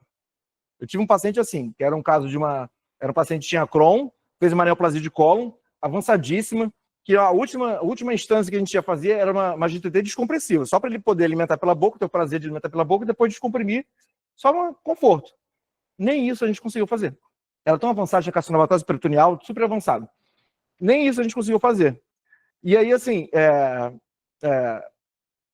esse paciente estava com NPT, já tinha um bom tempo, e aí eu tive que falar com ele que a indicação daquele NPT, e é um paciente lúcido orientado, tá? A indicação daquela NPT não existia mais. Que a gente mantinha NPT porque ia fazer uma cirurgia, tinha um planejamento cirúrgico, mas a partir do momento que eu não tenho mais possibilidade, agora chegar, e imagina essa situação de chegar para ele, depois chegar para a família e falar a fonte nutricional dele, que era essa NPT, já não tinha mais indicação. Não tinha indicação técnica, ainda tinha a questão do plano de saúde, que era um hospital privado, de não nem mais pagar isso mais porque não tinha indicação, porque eles pagam justamente quem não está na indicação técnica. Uma vez que não esteja, não vai ser pago. Então, isso não só na parte questão ética, mas na questão prática de viabilidade de operador de saúde. Eu tinha que tirar, é recomendado tirar esse NPT. Então, assim, fazer essa abordagem da indicação precisa e tudo mais, aí tem esse artigo, esse documento da NCP, da Academia Nacional de Cuidado Paliativo, que traz o que deve ser feito e o que não deve, o que é tratamento fútil e o que não é tratamento fútil. Quando é que eu devo implementar uma NPT, quando é que eu não devo fazer NPT, quando é que eu devo entubar, quando é que eu tenho uma indicação, uma contraindicação para esse procedimento. Eu vou ver se eu coloco aqui também, então. Está aberto para mim, eu posso depois colocar mais coisas para vocês, só garanto um link aí do coisa para continuar acessando, que eu vou colocando mais material também para vocês, não tem o menor problema com isso, assim, à medida que vocês vão querendo também, acho que vai ter outros encontros também, até com outros membros diversos, assim, de outras categorias profissionais, acho interessante, e aí a gente vai trazendo, agregando aí documentos que a gente possa também servir como base para vocês, para a gente ter caminhada segura e caminhada com fundamentação. É assim, a gente precisa. Eu falo assim, eu sou tão neurótico com isso, assim, a gente está bem fundamentado, que assim, eu já estou formado há um tempo, já tenho especialização em clínica médica, paliativa, mas hoje em dia eu faço direito. Com o tempo que eu não tenho, eu faço curso, estou cursando direito justamente para me deixar mais ainda fundamentado naquilo que eu faço hoje em dia. Deixar ainda mais firme naquilo, para não ter aresta nenhuma que venha me tirar e desnortear. Então, assim, com o tempo que eu não tenho, mas estamos lá fazendo, estamos me esforçando. Inclusive tem prova amanhã. Tamo junto. Valeu, gente. Obrigado.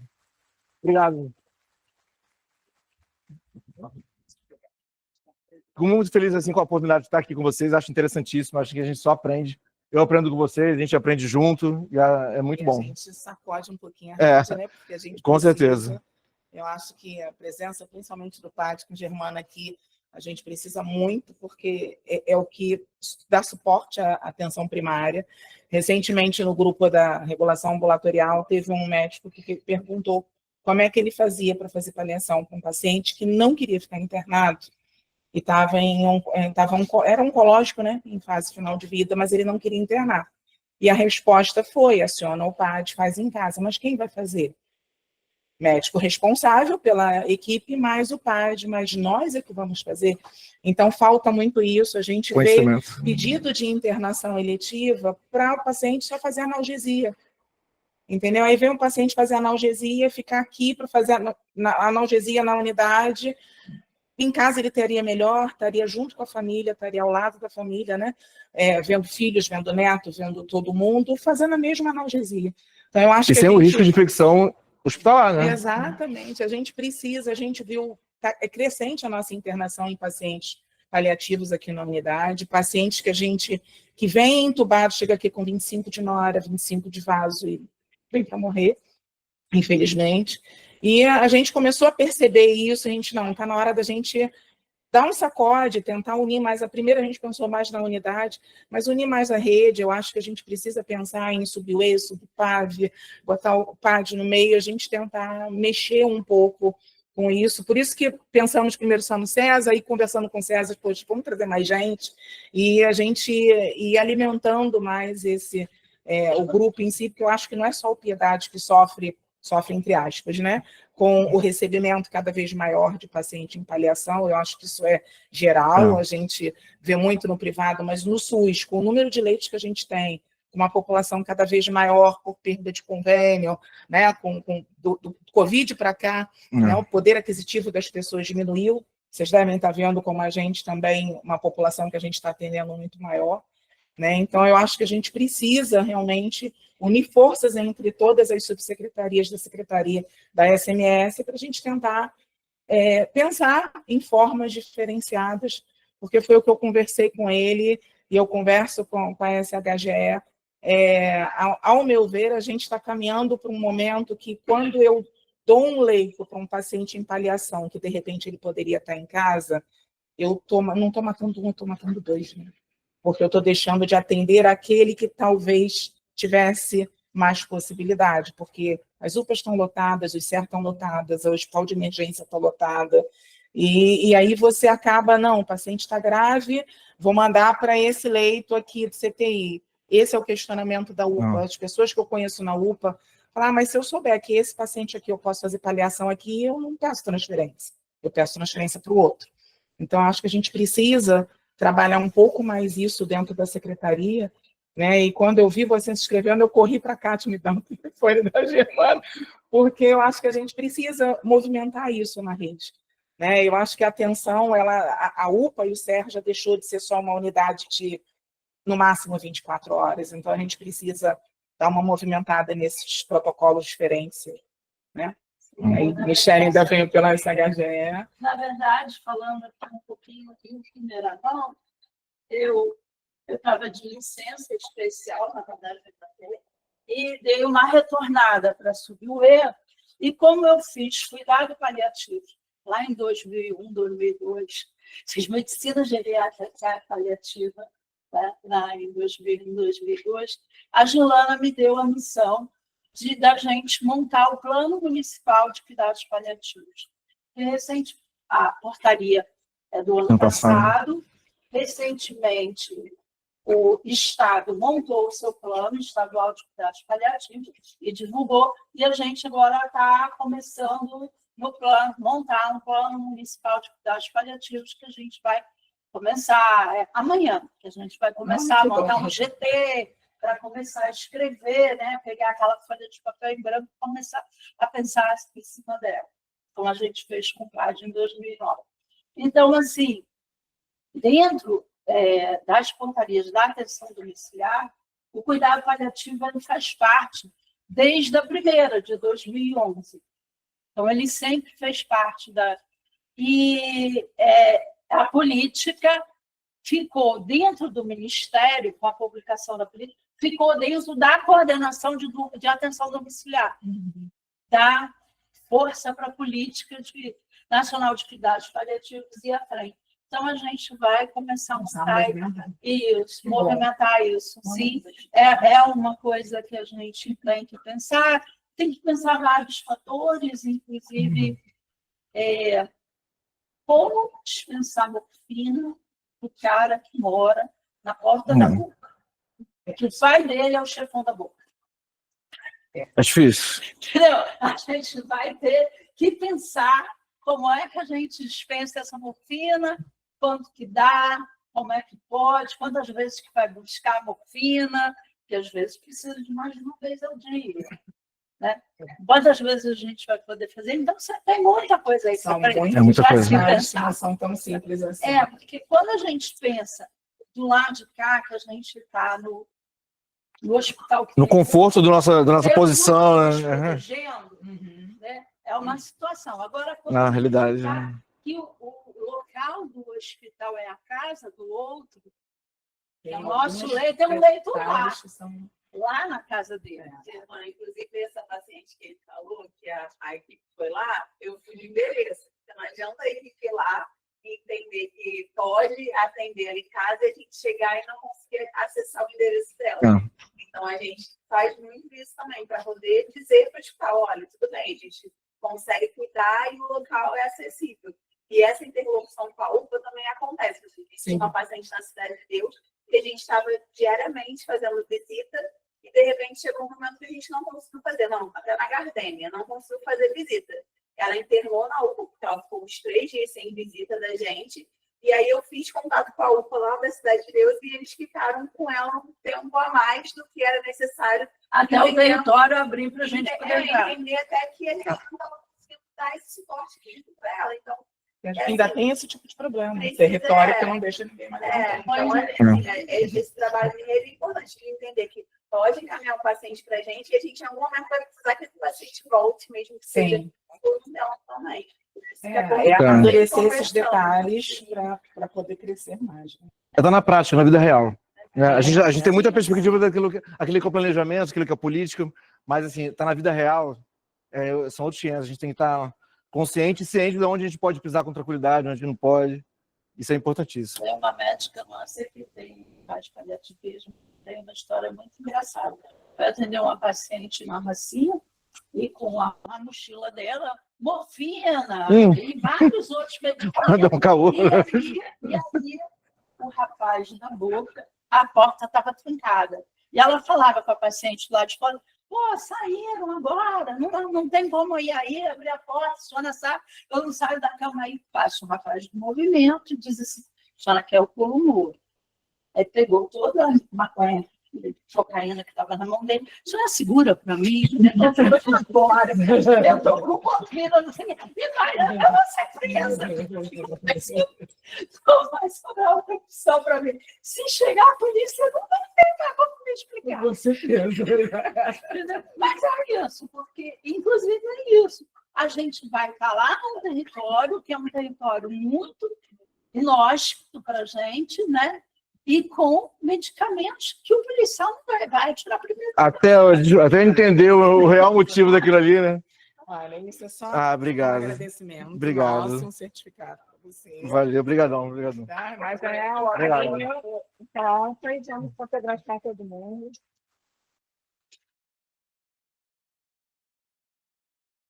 Oi? Vamos juntar o grupo? Eu que agradeço muito a participação de todos, as perguntas. Está todo mundo elogiando falar isso muito. agora. No grupo do WhatsApp, Vamos tirar uma foto com um poste lá e para abrir o grupo para perguntas. Não tiveram perguntas, só elogios. Só Ah, elogio. E a Daniele Avelino colocou cuidados paliativos é mostrar um pouco do ser humano de cada um, e não só o profissional. Eu achei que de todas as falas de elogios e agradecimentos. A Dani Avelino, foi uma fala ela é que- enfermeira da. Ela é enfermeira da. Não sei, Daniele Avelino. Eu acho que eu conheço, eu acho que eu conheço. Acho que é enfermeira. Acho que eu já sei quem é. Foi ela que fez essa colocação. Ah, que legal, Vamos tirar legal. uma foto do grupo e lá fora tem um coffee feito com muito carinho pela nossa equipe de nutrição.